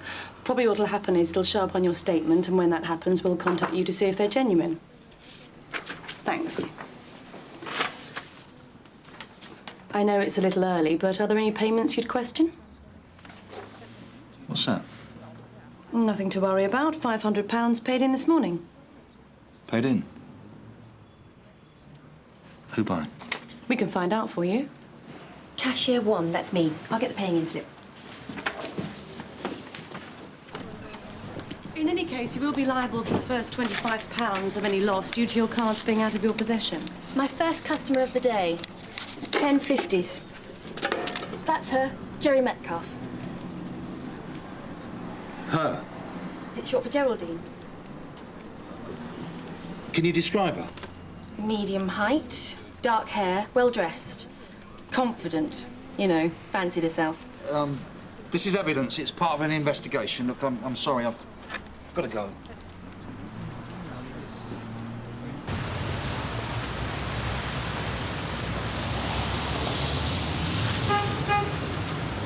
It can't be that much longer. You must know he'll get clamped. Morning, Jim. How are you?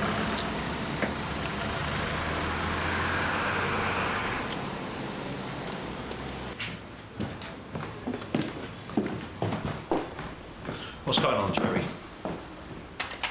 Why have I suddenly got 500 quid from you in my account? Louise told me you used to be with CID.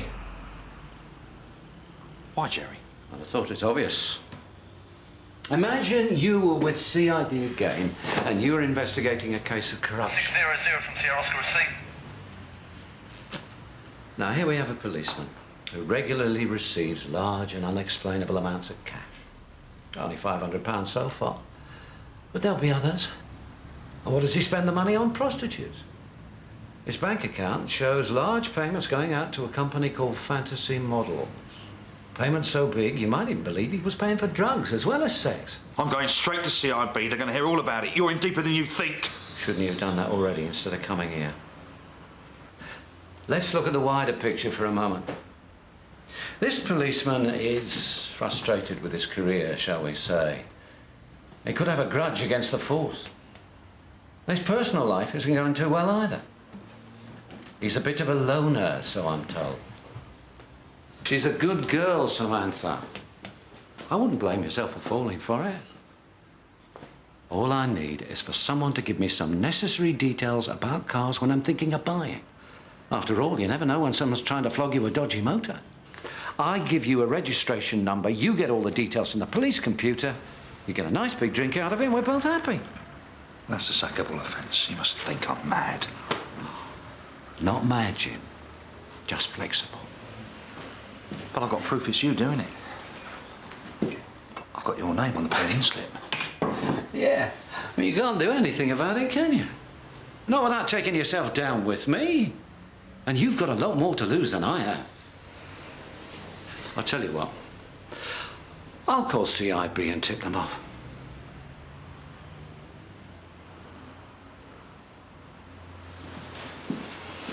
Think about it.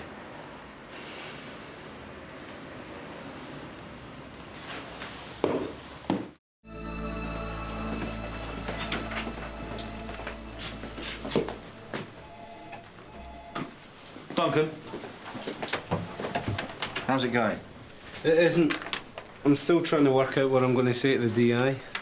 Well, how about setting up an obbo on Metcalf? Why, have you got something new?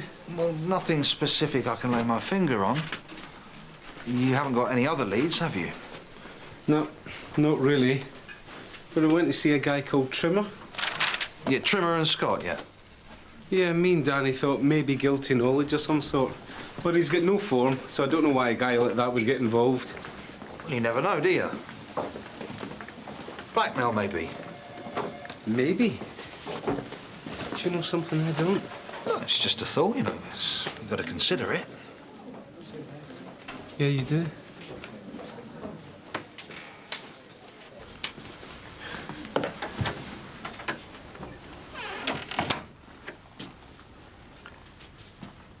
Are you sure you told me everything about last night? Well, I'm not going to go into all the gory details. So if you're convinced Metcalf's our man, You must know something that you don't want to tell me about. Is that a fair assessment?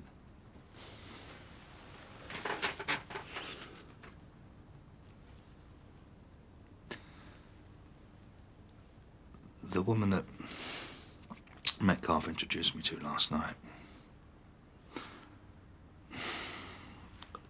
She was a high-class prostitute. I didn't know until this morning. You paid her? I've been drinking. She got hold of my cards. I've just been down the bank trying to stop any payment. Metcalf doesn't know we're onto him, does he? No! Right, they approached you. So they must want something. Have you been to see Metcalf since? No, I haven't. Look, all I've done is sleep with a woman. It was an honest mistake. If this ever gets out... I can just see you trying to explain this to Sergeant Ackland. Better still, Sergeant Boyden. You're sailing very close to the wind, Jim. Don't worry. If CIB come knocking on your door, it's got nothing to do with me. I've got it all under control. So you'll be fine. Is there anything else you want to tell me? Isn't that enough? No. Nothing. Okay. You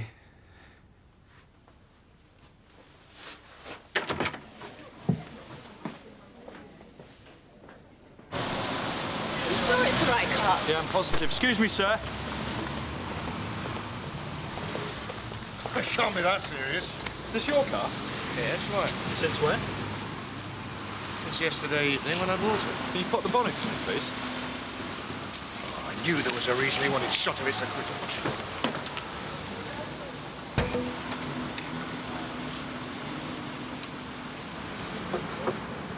Yeah, the engine number's been filed off. Sorry, mate, you've been done.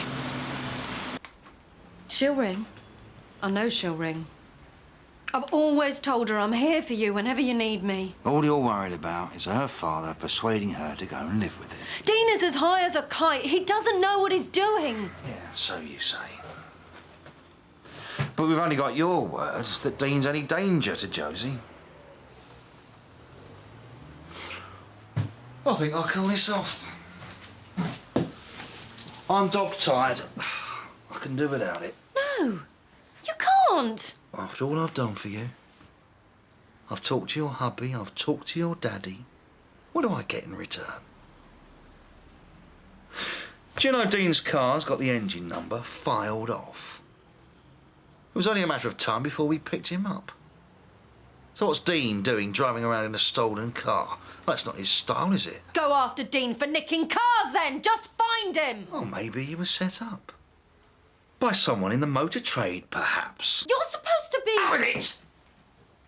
Supposed to be what? What am I supposed to be? Oh. Am I a disappointment? After all that effort you and Jerry took reeling me in.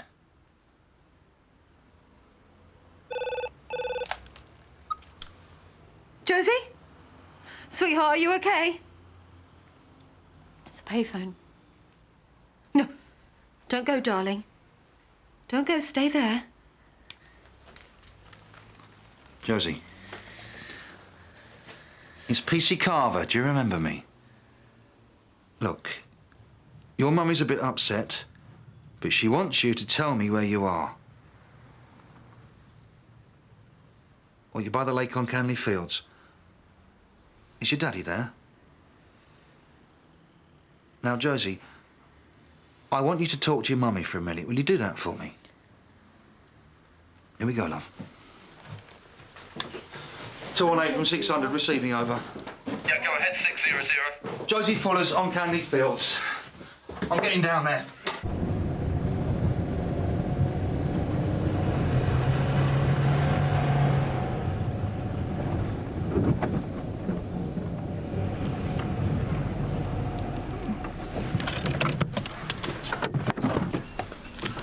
Hello, Josie. How are you? All right. I've come to take you home. You'll have a nice ride in a police car. Will I see my dad again? Will you wait in here for a minute while I talk to him?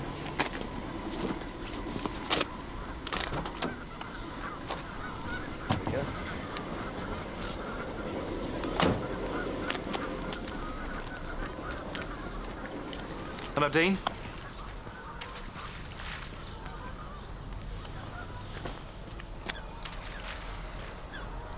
Dean. Where were you this morning? You broke the arrangement, Dean. You really believe someone is helping you work it out, and then you find they're not there for you. 10 until 4, remember? None of them trust me. Not even Josie. You see, once people get like that, you've lost them, haven't you? They never believe a word you say. You can't just take her whenever you feel like it. You've blown it, Dean. The way Louise and her dad were going, I thought I'd never see Josie. This is abduction. I couldn't go through with it. Josie wouldn't want to live with me, I know that. That's why I let her ring her mum. I just couldn't face going back to that house.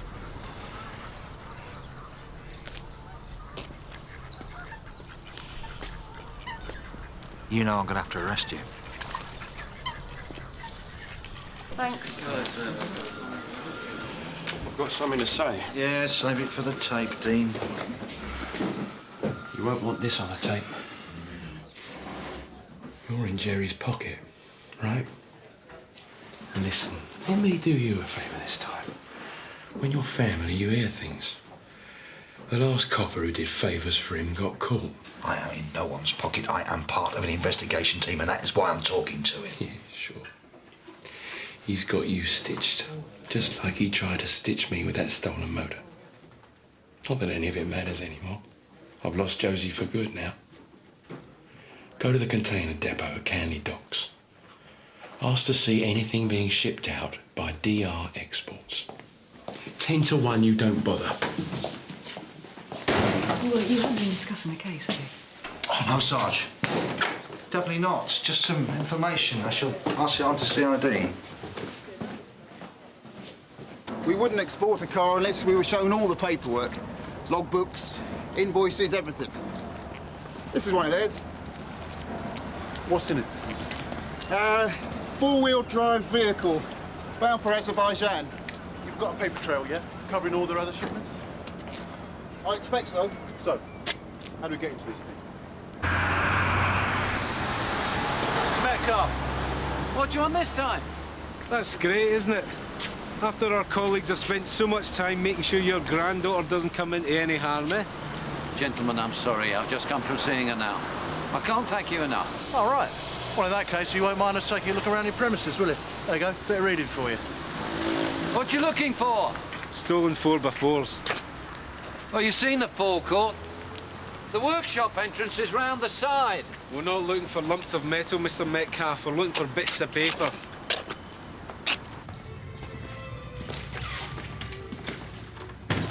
This is a private inquiry, not an official one. Do you know Jerry Metcalf? Yeah, it's my job to know him. He buys for cash.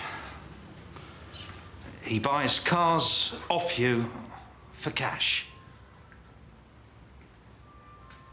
It's standard practice. And he gives you something on top for services rendered. Not at all. That's when you give him the addresses of customers of brand new 4x4 vehicles, along with a chassis number, and that helps him ship it abroad with all the paperwork done. Anyone who works here can get hold of that information.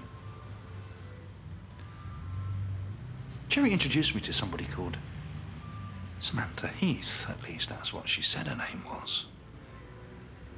That'll be Samantha Draper. Are you a friend of Jerry's? Are you?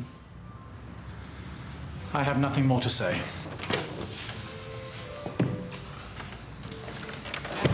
Look, if Jerry isn't looking after you properly... I don't want any cash. I just want to find out where our mutual friend is. Samantha.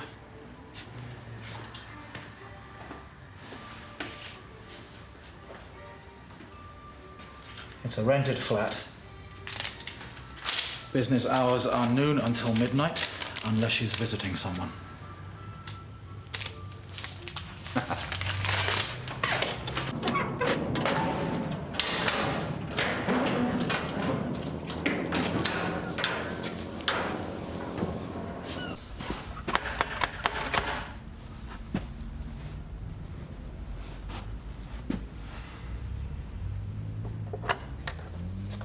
Jim, Sorry, it's not convenient. I'm busy this afternoon. Oh, you buying or selling? Time's up, mate. Off you go. Good lad. So what's he in the market for? A little sporty number or an old bike? I didn't want to tell you. I fancied you. You were special. Why would I want to tell you what I really did? I've already seen Metcalf. Well, what's to say I'm not allowed to enjoy my work like you did? You were pretending. Right. I want every single credit card slip you took off my card. I haven't got any. Well, if you're not going to admit it, I'm going to start searching. And this is as good a place as any.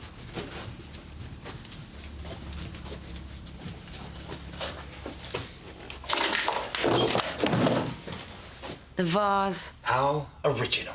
Hey, I don't have to hide them. Most of my customers are very satisfied. They don't want them back. You haven't even tried to copy my signature.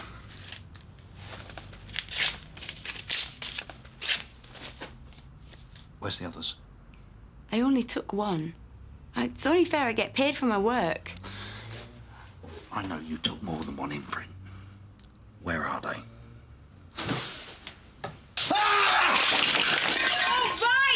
I only kept one, I swear. The rest of them are in Jerry's office in his safe. In his office? How do you know? Because I saw him put them there. If you ever cross me again...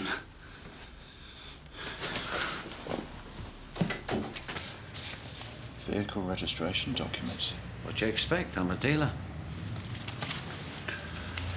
Credit card slips. Mr. Metcalf, I would imagine that these be made out to you. Not a firm called Fantasy Models. Don't tell me you sell your body in your spare time. John Trimmer's really pushing the boat out, isn't he? Well, let's have a look at them. Why don't you and Mr. Metcalf try matching cars to the logbooks? See if he can show you a car for every document, eh? None of those logbooks belongs to a stolen car. Well, maybe that's because they haven't been stolen yet. Duncan, got one. The tracking device has gone off. Apparently, it happened as soon as we took it out of the steel container. And the shipping company's paperwork leads straight back to Metcalf. OK, thanks, Danny. Mr. Metcalf, I'm arresting you for car theft. Why'd you work that one out? We found a 4x4 on the docks. The tracking device has identified it as stolen.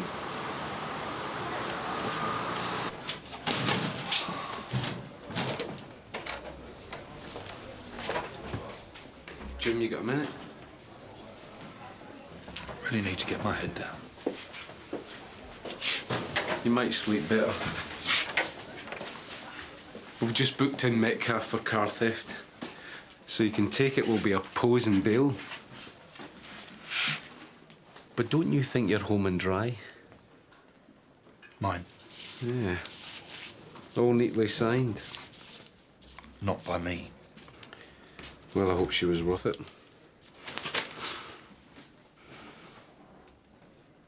Who else knows? No one. I want your word that nothing like this will come to light. Nothing that'll put me in an awkward situation as well as you. There is nothing, Duncan, I swear. It was a mistake, one mistake. You think after today I'm not going to be more careful?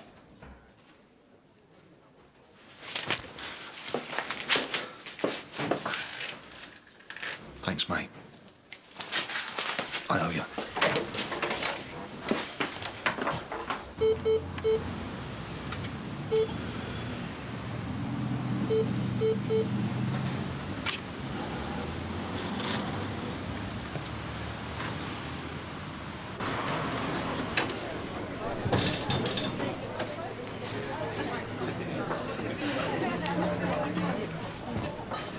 Oh, congratulations, Jim. Here you got a result.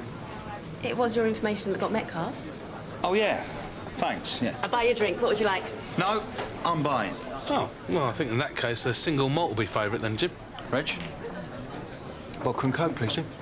I'll have a purple passion, please. You never know, might put me in the mood. Your every wish is my command. Sarge! No, thanks, mate. I'm sorted. Yeah, I'll just have an half, please, Jim. Jane. All right, good man. Oh, Duncan, what are you having? Are you at the pool again? You smell like tart's boudoir. Oh, yeah, that's perfume. I got some spilt on me. It's not payday, is it? Oh, I'm just feeling flush, you know. I had a bit of luck this morning.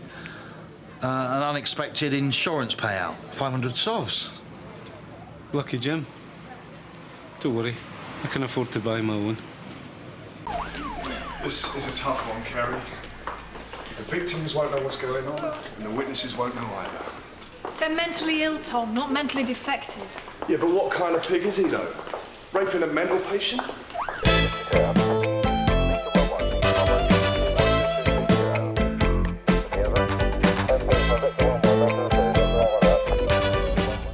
Right, you see there? That's how he got in.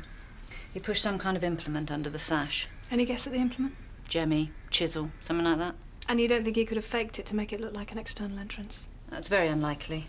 Those marks are almost certainly made from the outside.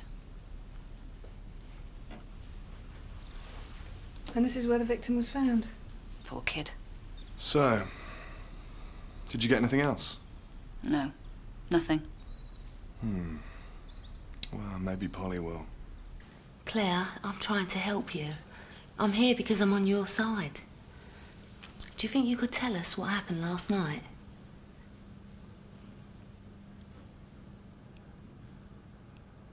Is that where he tied you up? Did that happen first? He put his hand over your mouth. When he did that, Claire, did you see him? Tommy seen him. Sorry, Claire, what was that? Tommy saw him. Tommy saw him. Tommy was Claire's little brother. Sometimes he talks to her. So what did Tommy see, Claire? Tommy saw a man's shadow. And did you see the man's shadow? What did the man's shadow look like? I don't know. He put something over my eyes. And then? He tied up my hands.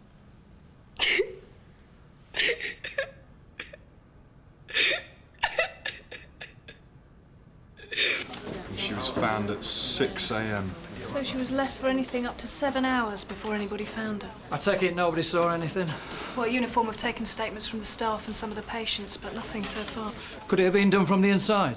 No, the DSE didn't think so, which probably means a suspect isn't a patient because they're locked in between 10:30 and 7. Doesn't say much for security. Well, Hopfield is really short-staffed. I mean, there's not much supervision after lights out, so any witnesses are likely to be patients. And who believes them? Yeah, but getting in and out completely unseen, that's going to be difficult. Maybe he's done it before. OK, you've done well, Polly, to get a full statement from the victim at this stage. I think Kerry's got a point. I think this did happen a while back, somewhere around Park Rise. I'll have a word, see if I can contact the officer involved. Oh, and there's another thing. Claire told me that she keeps a journal. Did you see it? No. Right, we'd better check that out when we next go over. Well, we've got to go back anyway, Sarge. There's a nurse who's a potential witness and she's back on in half an hour. Fine. Right, let's all meet back at 11:30. All right. Cheers.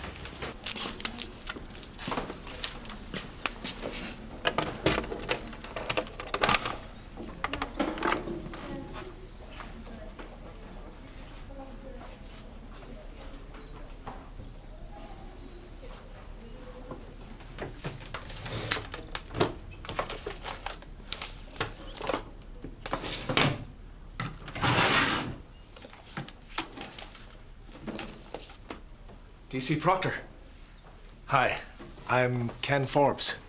I'm Claire's nurse. I sat in with her at the interview. Oh, sure. Look, I remembered something. I thought it might be important. OK, well, let's just step outside for a second, yeah? A few days ago, someone tried to make an attack on Claire. An attack? Well, yes, more of an indecent assault. A guy called Frank Wilson went for her.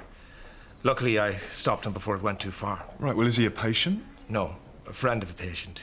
Hugh Kane. OK, when did this happen? Tuesday. I'll show you. Yeah, OK, very quickly, but make sure you don't touch anything, right? He was here. She was by the window. He grabbed her. She was trying to pull away, but he wouldn't let her. Right. Look, I see something behind the radiator. Look, don't touch anything, all right? Looks like a condom wrapping. Mr. Forbes, I asked you not to touch anything. Sorry, I was just trying to help.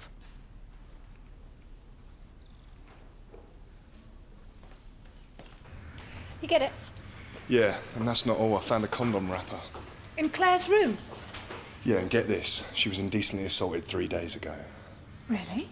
Yeah, by someone called Wilson. Grabbed her and wouldn't let her go. And who's he? A friend of a patient, Hugh Kane. Frankie's a real lad, that's all. He took a fancy to Claire. Were you there when he touched her? Well, Yeah? we had a bet on it. On what? On him getting Claire. I put some money on it. What did Frankie do, Hughie? He went into her room. What happened? He told me he done nothing. He's got to be careful. Why's that? Well, he's already done time for rape. He didn't do Claire, though. How do you know?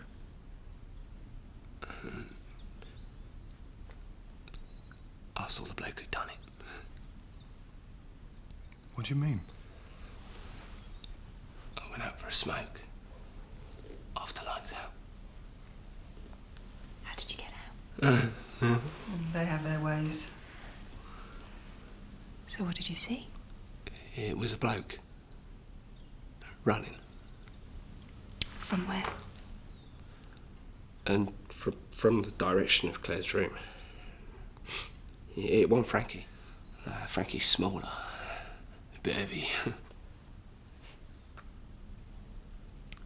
So this bloke, what did he look like?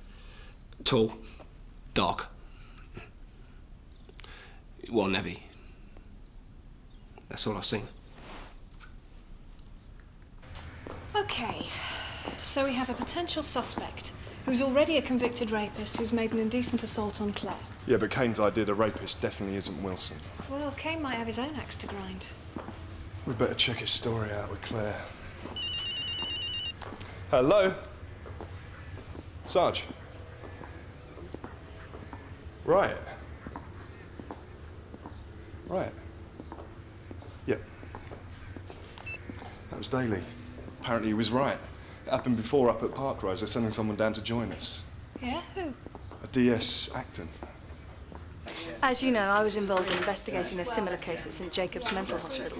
A young female patient was raped there 6 months ago. I'd been with the case in the beginning, and it's a tough one. There was a lot of anger. A very vulnerable victim, gagged, bound, raped, left overnight. There's a lot of heat, but not much light. Not much evidence. No one saw anything, including the victim. Her psychological state further deteriorated after the interview, and we didn't get much out of her. Hope you're having more luck, Sarge. Not a lot. There was an indecent assault on the victim a couple of days earlier by a convicted rapist, Frank Wilson. Sounds promising. Kerry's going to check out his background. Oh, and Tom found a condom wrapper, didn't you? Sarge. That's more than we had. Sarge, perhaps I should show the DS around the crime scene. That'd be very helpful. OK. Oh, and Sarge, I've got a box of papers and statements from the St Jacob's job. It might be useful to track the paperwork on the two cases for similarities. Fine. If Tom's coming to the crime scene, maybe Kerry could make a start on that. OK, Kerry, that's one for you. Oh, while you're at it, check out Claire's journal, will you? Sarge? She certainly likes flowers. Water lilies. Yeah, I'm not really much of a gardener, Sarge. Monet's water lilies. Oh, yeah, right. Yeah, there were loads of plants and cuttings up here as well. All part of her therapy, I imagine. Where did the DOC find the condom wrapper? Oh, she didn't find it. You mean you found it? Well, You found something a DOC missed? yeah, that's right, yeah. Eagle eyes, eh? OK, Tom. Let's go and see the victim. Yeah, OK.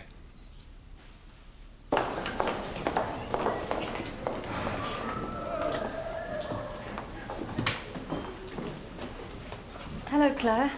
I'm Karen Acton. This is Tom Proctor. We're detectives. Tom's going to sit over here.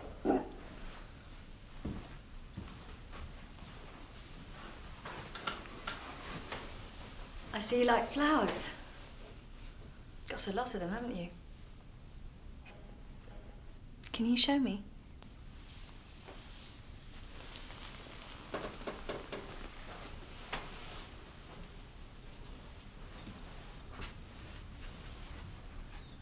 The pink ones are really strong. My nurse grows flowers in his allotment, gives them to me. Sometimes they die. But a lot of them live. Look at these. I think you've got green fingers, Claire. Here, show me. Yes, definitely green in there. Claire, you know Hugh Kane, don't you? He's on your ward. Has he been okay with you? Do you remember Frank Wilson? How did you meet him? He knows Huey. Did you see him on Tuesday? What happened then? He touched me. I tried to pull away, but he held my arm. What happened then? He tried to kiss me, but I pulled harder. And then Ken came in. Ken? Ken's a nurse. And then he let go.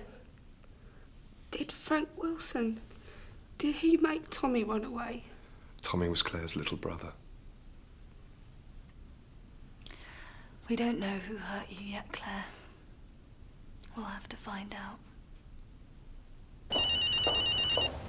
Hello? Kerry? Right. OK, yeah, see you later. That was the background on Wilson, Sarge. Apparently he spent some time in a security wing in St Jacobs. That was 6 months ago. When I was investigating the rape? Yeah. Then we better check him out. Do we know where he is?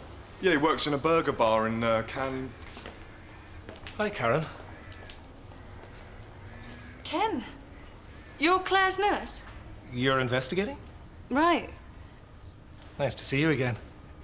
Yeah, We go back a long way. Right, Karen? that's right. I'll see you around, Ken.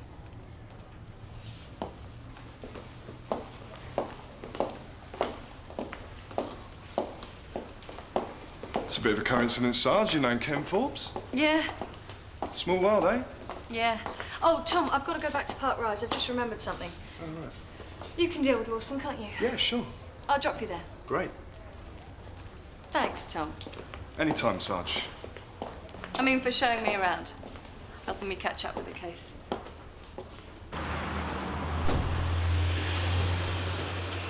Frank Wilson? Yeah. DC Proctor's son now. I need to ask you a few questions. What's this about? Where were you last night, Frankie? I was out on a lash. Oh, yeah? What time was that then? 2 past of a clock watching. Right, where were you drinking?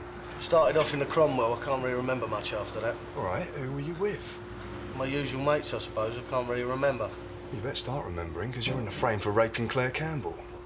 Claire Campbell's been raped. All right, come through the back. Wait, Dee.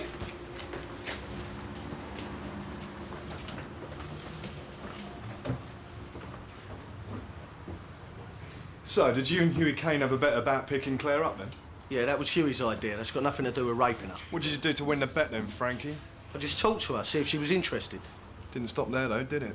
Well, I thought I was getting somewhere, so I put my arm round her. And? And I asked her for a kiss, that's all. And what did she do?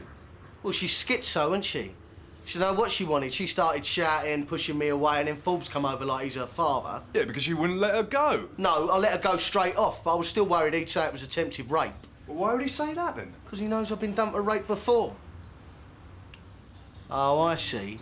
So it's give a dog a bad name time, is it? Well, I was in St Jacobs and I learnt my lesson. Really? Yeah. It was part of my porridge. I was banged up. I weren't in the nutter's wing. I couldn't have raped anyone. I was in a secure unit, and I didn't do it last night. You're not handing Forbes, are you? What? I've seen the way he looks at them nutter birds. Really? Yeah, and he was in St Jacobs. What, Ken Forbes actually worked in St Jacobs?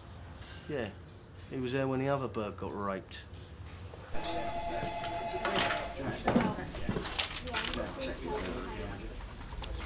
How did it go with Wilson? Well, he hasn't got an alibi, but he's not putting his hands up. So not enough to bring him in, then? Not really. You've been going through the St Jacobs papers, yeah? Yeah, you could say that. Can you give me a name for any of the nurses who made a statement? Sure. Nobody saw anything, though. No, that's all right. Right, Sandra Vine, do you? Yeah, great. If anyone wants me, I'll be at St Jacobs, yeah?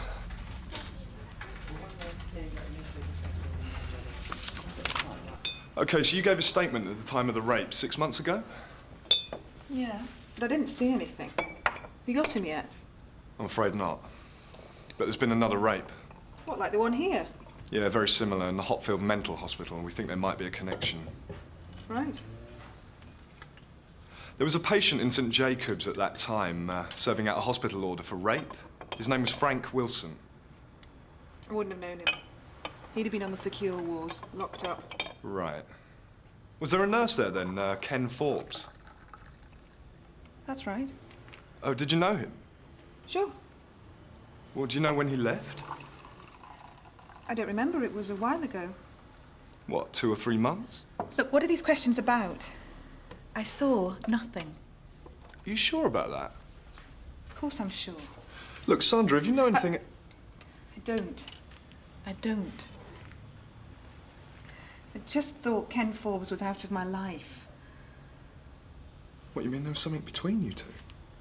What happened between me and Ken Forbes is history. It's nothing to do with you or anyone else. Sandra, Ken Forbes now works in Hopfield. Oh, come on. You're not suggesting he had anything to do with the rapes?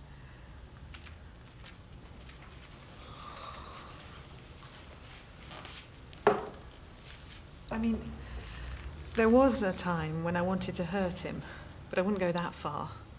Why did you want to hurt him? Ever heard of Last Chances? No. Expect you're too young for that. Was Ken on duty the night of the rape? No, but he wasn't raping anyone either. Oh, you know where he was? I suspect. Yeah? With another woman. I'm sure there were women who'd do what he really wanted. What was that? Use your imagination. Are we talking about violence? Just fantasies. Acting out fantasies. Sandra, why didn't you tell the police? Well, I wasn't going to tell DS Acton, was I? 3 days after she arrived, they were having an affair. She gave Ken what he wanted.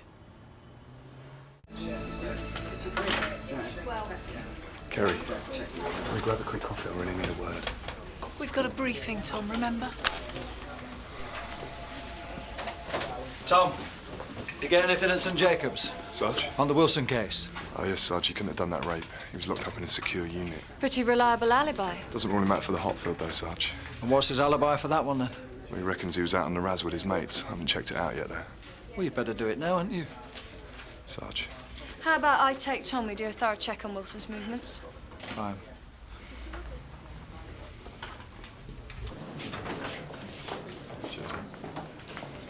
So you didn't get anything else at St Jacobs then, Tom?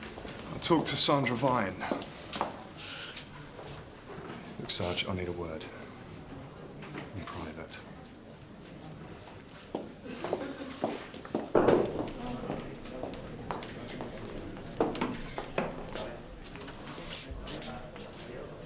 Sarge, I think Ken Forbes is a suspect too, for both rapes. You're not serious. Forbes couldn't have been more helpful when I was investigating the St. Jacobs case. For God's sake, Tom, he's Claire Campbell's nurse. Sandra Vine was Forbes' girlfriend. I know. Well, Sandra said that Forbes got her into S&M. Shortly after the rape, he wanted to play out fantasies based on what happened to Claire. I can't believe I'm hearing this, Tom. We're detectives. We look for evidence. Fantasies are fantasies. I know that's right, Sarge. But Forbes worked in both places. He wasn't on duty the night of either rape.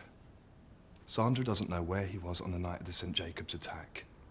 And Kane's description of the man he saw running from Hopfield could easily be Forbes. That's it? Sarge, we have to consider him. Maybe the description does sound a bit like Forbes, but you know it won't stand up with Kane's history of mental illness. Is this really all? When I went to the crime scene, Forbes was hanging about. It was him that put me onto Wilson. But Claire herself has already confirmed that it was Wilson that attacked her. I'm sorry, Sarge, but we can't rule Forbes out. Especially if Wilson gets an alibi. Look, Tom, all this is instinct. There's no physical evidence. Well, there's the condom wrapper.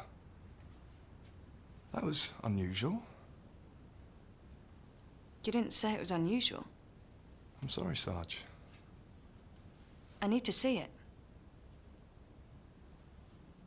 Right. Here you go.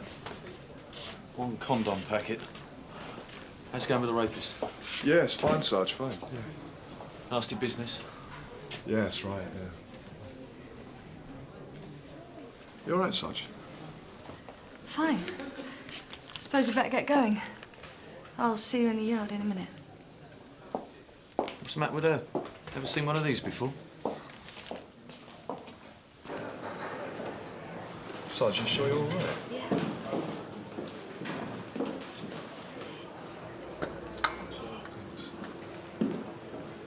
Tom, I have to tell you that I had a relationship with Ken Forbes. Right. I imagine Sandra Vine has already told you. I got to know him when I was doing the investigation, but he wasn't a suspect nowhere in the frame. I had no idea it could be him. I didn't believe you, and the evidence still isn't very strong. But I'm persuaded by the condom wrapper. I know he used them. Sarge, I'm sorry. I didn't mention the relationship before because I didn't think it was important. I had no reason to make connections between Forbes and the rapist. Not the reason Sandra Vine had, anyway. Oh, right. But I now know that it was him. I've tried really hard to keep my work and my personal life separate. I don't even date police officers, but suspects. Sarge, you didn't know he was a suspect. Well, that's a stupid thing, Tom. I really didn't. Look, you have to help me. Can you understand that I very much want to stay with this? Yeah, of course. But I don't want anyone to find out about the relationship between Ken and me.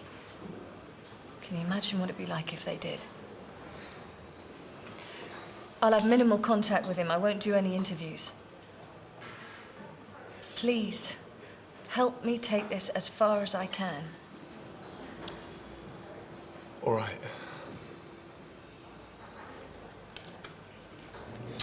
Unfortunately, we have very little evidence that'll stand up. Our best hope is the condom wrapper. I hope we get some prints from that. No, Sarge. There's a problem. When I was talking to Forbes, he was telling me about Wilson's attack on Claire. Well, he came into the crime scene. I tried to stop him, but he found the condom wrapper. It already has his print on it. But I thought you said you found it. Sorry, Sarge, I probably gave that impression. Well, OK, Tom. We'll draw a line under that. We won't use the condom wrapper. That one's just between the two of us. Tom, I know you could have raised all this in the briefing. Or told the DI first. Thanks for not doing that. OK, Tom, what have we got? Well, Sarge, I think we've got a new suspect. Well, what's wrong with Wilson? Someone's given him an alibi. We're looking at Ken Forbes. Claire's nurse? Yeah. How's he got in the frame? Well, Sarge, I've got a bit of a hunch. DS Acton thinks so too. A hunch? You got any evidence? It's a little bit circumstantial so far, Gov. You can answer it. Proctor. Right. Right, Sarge. Yeah. Sure. That was DS Acton. She's checked out that Forbes comes off duty in 15 minutes. I think she wants to bring him in. OK. Don't make me regret it.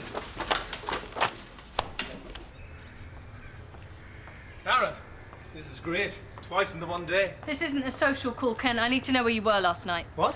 Where were you? I was at home. It was my night off. So was anyone with you? No. Karen, what is this? Ken Forbes, I'm arresting you for serious sexual assault. What? Karen, this has to be a mistake. You do not have to say anything. Tell me this is some kind of a joke. If you do not You cannot believe I do this. Which you later rely on in court. Karen, you know me and this is wrong. Anything you do say may be given in evidence. Karen, please, I don't deserve this. He's all yours, Tom. Is she sick? Just get in the car. 40 Kimber Crescent. You're taking me home. No, Mr. Forbes, we're searching your premises. Karen, I can't believe you're doing this. I know you were upset when we were finished, but how could you think I was a rapist? Still like getting dirty? Shut up, Forbes! Tom, can you stay with him while I clean this off? Sarge.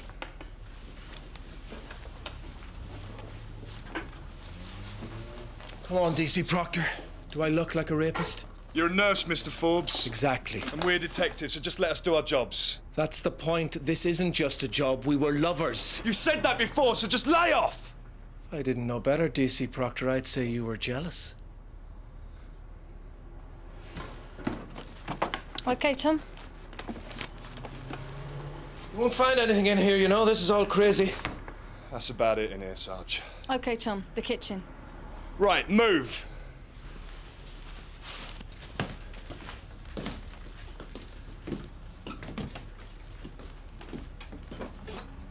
You didn't find the photos then, Karen? Us in happier times?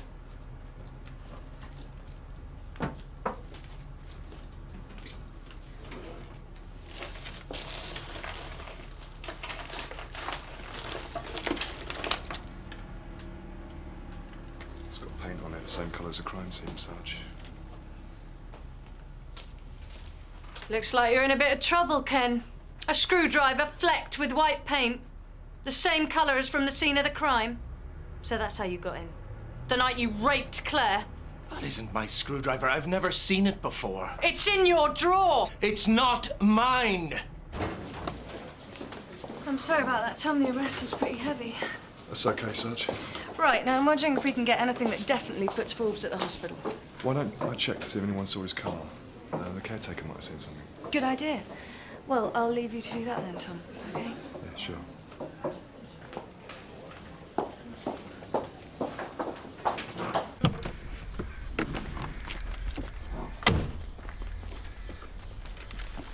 DC Proctor, Sunhill. Do you mind if I ask you a few questions, Mr. Newlands? Go on then. Right, do you remember what cars were parked in the car park last night? Mandy's, Jack's, Corinna's, Ken's. Ken Forbes? Yeah? But he wasn't on duty. No, he just must have left it here overnight. Would you remember what time you saw his car? Just before midnight. Right, thanks, Mr. Newlands. That's very useful. You're not saying that Ken could do this, you just want to eliminate him from your inquiries? That's right. Well, I did try and tell the lady detective when she was here this afternoon. This afternoon? Yeah. I saw her in the grounds outside the window of poor Claire's room. She was scraping something from the sash. Scraping something? Well, for evidence, I suppose. Did you speak to her? I shouted out, but she didn't hear. Right, well, where were you standing when you saw the lady detective? I was in the building opposite. Right, well, you must have very good eyesight. Oh, I don't see so very well now. But I've got to keep an eye on the patient, so I use binoculars. Right, thanks.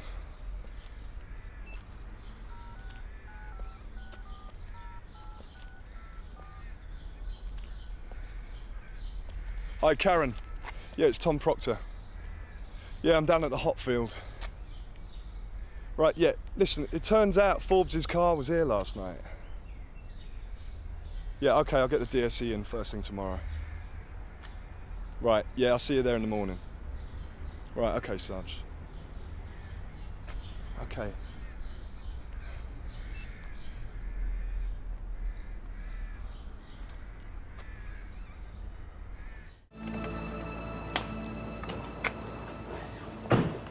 Karen? Morning, Tom. Anything useful? Nothing so far, Sarge. Sarge, were you at the Hotfield yesterday? The caretaker says he saw you there. That's right. I went to see Claire before we picked Ken up. See that black tape? Yeah? Could be the same kind of tape that Claire was gagged with. Sarge, black tape is very common. Don't be so sceptical. We can check it out. Thanks, Joy. If you use one piece of tape for the headlights and the next for the rape, we'd expect a match. Yeah. It's a mechanical fit. It's exactly what we need. Of course, we'll have to send it off to forensics for detailed examination, but it's looking good. We've got him. I think now might be a good time to interview. Thanks, Joy. Thanks. Sarge. Sarge, you realise he's going to talk about what happened between you. Don't worry about that. I'll square it with Kerry. With Kerry? I want you and her to do the interview.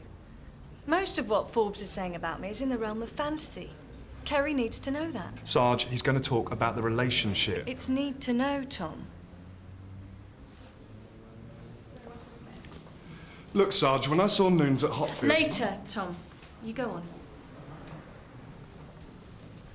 Kerry, can I see you for a moment? Sure, Sarge. We're ready to interview Forbes. I want you to do it with Tom. I don't understand. Why aren't you doing it? When I was investigating the St. Jacobs case, Forbes seemed like a straightforward, helpful man. But I've realised there's another side to him. He's a dangerous fantasist. So is he having fantasies about you then, Sarge?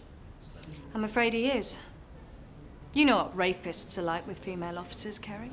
Yes, Sarge.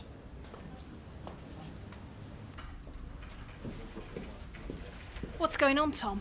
Why am I doing this interview? It's OK, Kerry. I can fill you in. Does Acton have a problem with rapists? Look, Forbes is a fantasist. Tom, is he going to say there was something going on between them? Yes, that's exactly what he is saying. And was there? Do you seriously think that DS Acton would be involved with a rapist? So it's a fantasy then? Good work, Tom. Forensics back. We've got a paint match on the screwdriver. I think we've got him. Tom, don't let me walk into this interview not knowing something critical. OK, what's the strategy?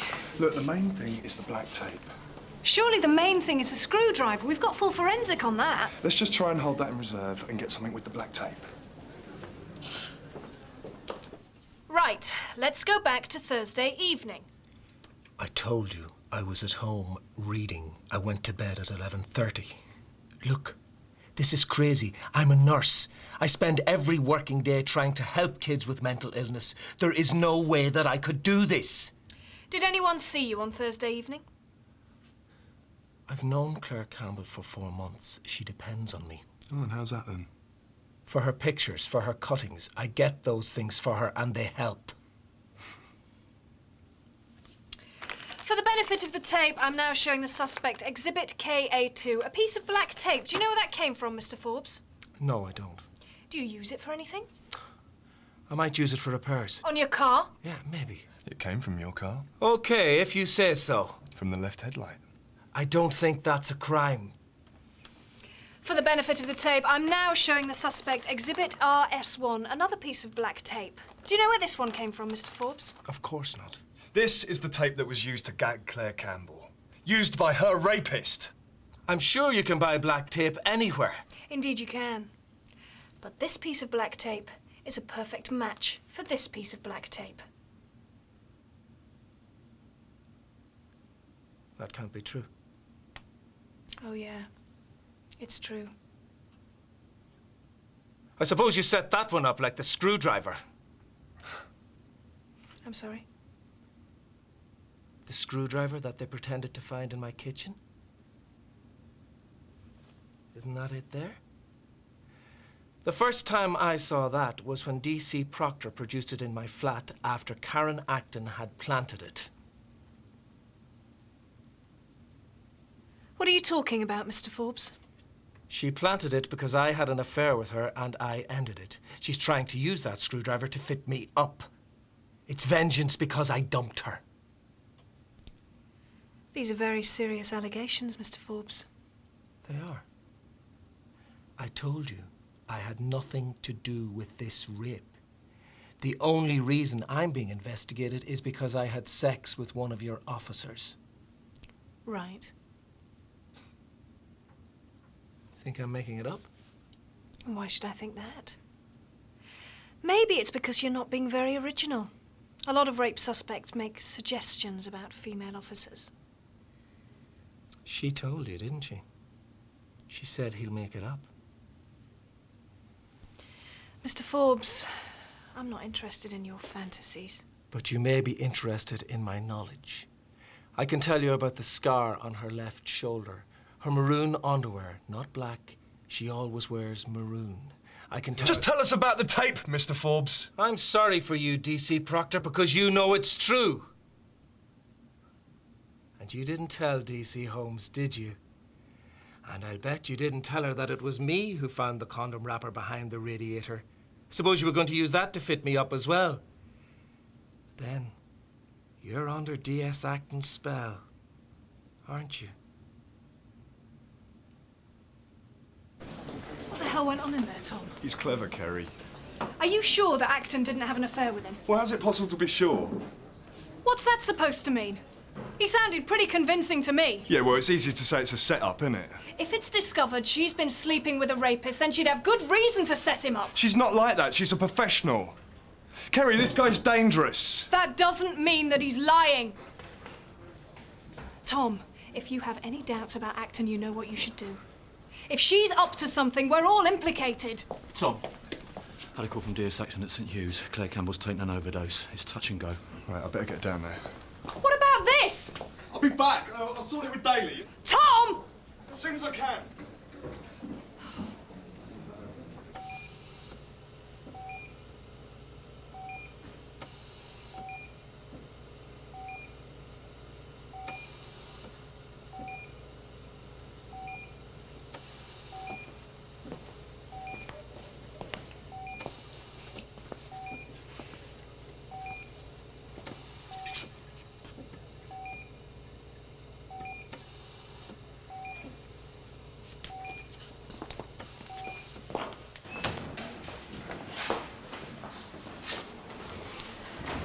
She's going to be okay.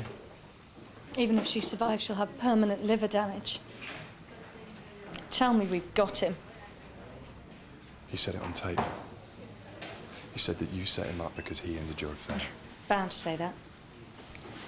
What about the screwdriver? Well, you found it. This thing about means I'm worried. He saw you take a paint sample from the crime scene. Sarge, he's got binoculars. Look. A girl is dying in there. One way or another, we've got to get Forbes. You know he did it. I know that, Sarge, but I've got real doubts about the screwdriver. Well, it doesn't matter. We've got him with the black tape. You know how it works, Sarge. If one piece of evidence is contaminated, then we're in trouble with the rest of it. It's only contaminated if you say so. Tom, you've just got to keep your doubts to yourself. A girl is dying in there. Don't let him get away with it. It's just not the right way to go about it. What if anyone finds out? You've got to make the right decision here, Tom. If Forbes' mud sticks, it'll stick on you. You can't walk away from this.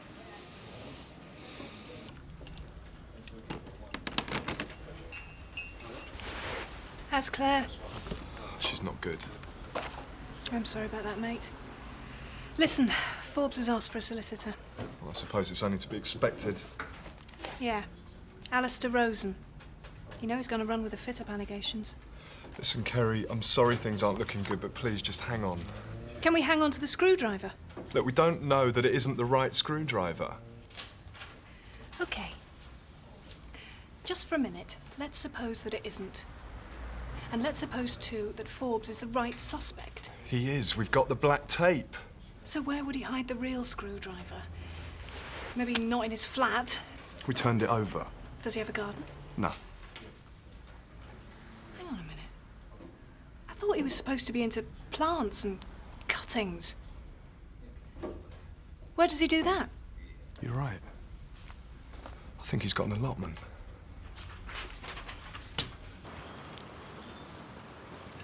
Excuse me, mate. You couldn't point me in the right direction for Ken Forbes' allotment shed, could you? Aye, it's that one there, Gov. Right, nice one. Cheers.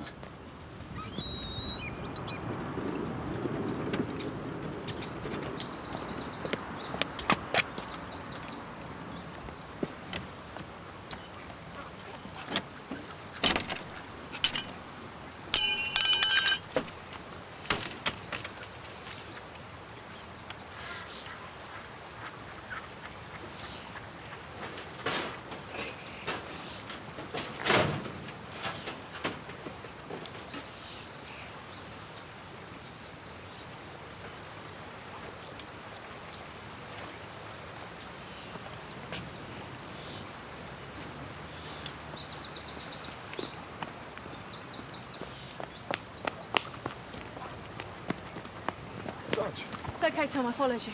What, from Sun Hill? Yeah, what have you got? I found this screwdriver flecked with white paint. I think it's the real screwdriver. What? I found it in a filing cabinet. Well, can I have a look? Where was it? Forbes' allotment shed. Tom, you know what it means if you use that. It threatens the whole case. The first screwdriver's dodgy, Sarge. That's what threatens the case. It's only dodgy if you say so. It's only dodgy because you planted it, Sarge. Tom, you know he did it. Yeah, I know. Well, that's all that matters. Tom, you've got to help me. Sarge, I don't know what to do. It's OK. We've just got one problem. This screwdriver. Hang on, Sarge.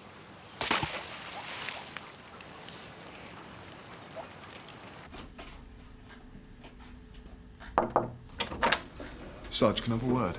Sure. Is it about the rape investigation? Yeah. I heard Forbes had made some allegations. But we've both been round long enough to know that suspects do that, and often there's nothing in it. I need to talk to you, Sarge. I mean, don't get me wrong, Tom. I'm not dealing with this sort of thing every day of the week, but I've learnt a bit from experience. No officer in charge of an investigation is going to carry the can for something bent. He wants to know what he needs to know. Sarge. And he needs to know if one of his officers is implicated. I've done nothing dishonest, Sarge. Right. I could never understand why a copper would want to shot one of his own. I mean, maybe it's different if you think the suspect's innocent. But aren't they all supposed to be innocent? Until proven guilty? He did it, Sarge. The black tape evidence is about as conclusive as you can get. Tom, we don't have an innocent man down there. No. So, we risk losing a rapist, do we?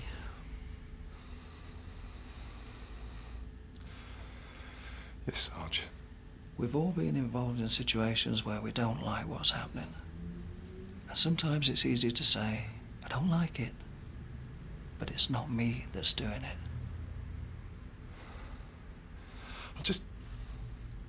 I just wouldn't want to be seen as, you know, someone who blew the whistle. Come off it, Tom. There's ways around that. Nobody needs to know it was you.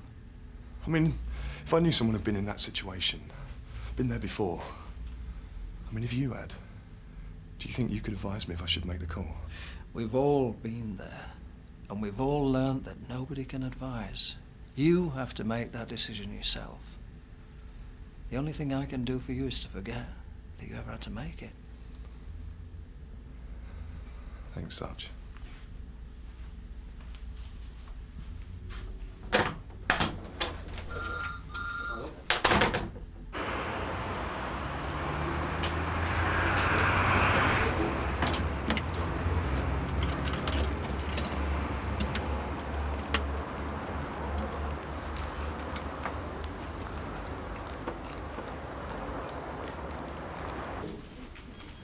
You have heard the latest, haven't you?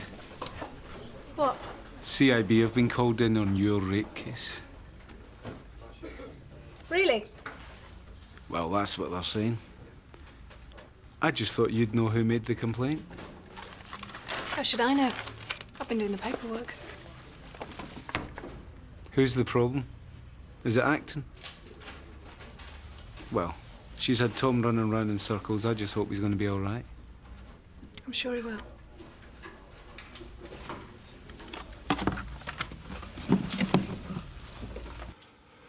DS Acton spilt something on herself. She left the room. She must have planted it then. In the kitchen? Yes. And how long after that did you find it? Shortly afterwards. Very convenient. Well, I didn't know she planted the screwdriver. The suspect says the screwdriver was planted to implicate him in a rape because he ended his affair with DS Acton. Yes. Do you have reason to believe that DS Acton had a sexual relationship with the suspect? Yes, sir. What reason? She told me. When did she tell you? Oh, did she tell you before the search? Yes. So when you found the screwdriver and the suspect was alleging that it was planted, you knew that DS Acton had a very big axe to grind. At that stage, I didn't know the screwdriver had been planted. And when did you see the light? When the security man at Hotfield told me that he'd seen DS Acton taking paint samples from the window. So at that point, you thought you'd better come clean? I'm sorry, sir. When you knew there was an independent witness? No, sir. Until then, I didn't know the screwdriver had been planted. Oh, come on, officer! You knew that DS Acton had been sexually involved with the suspect. A screwdriver with crime scene paint magically appears when she's left the room for a few minutes. But you've no idea there's a problem until an independent witness turns up. It wasn't like that. She needed you, didn't she? She needed you to keep quiet to let her do the planting. She needed your help. I didn't help her. So you just went around with your eyes and ears shut until an independent witness appears? I think this is conspiracy. No. So what is it then? Incompetence? Infatuation? So what would you do for love, officer? I've done nothing dishonest. You know why I'm here. Some people blow the whistle after they've got bent. What are you? Another wounded lover looking for vengeance? Of course not. What an irony that you and the suspect are saying the same things. That's not true. He did it. That's why she set him up. Spare me the noble causes, officer. Your only hope is to give us everything you've got on DS Acton here and in court, or you'll go down with her.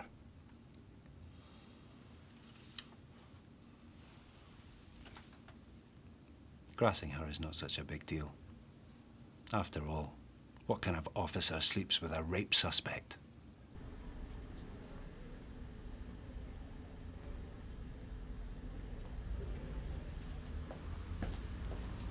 You all right, Tom?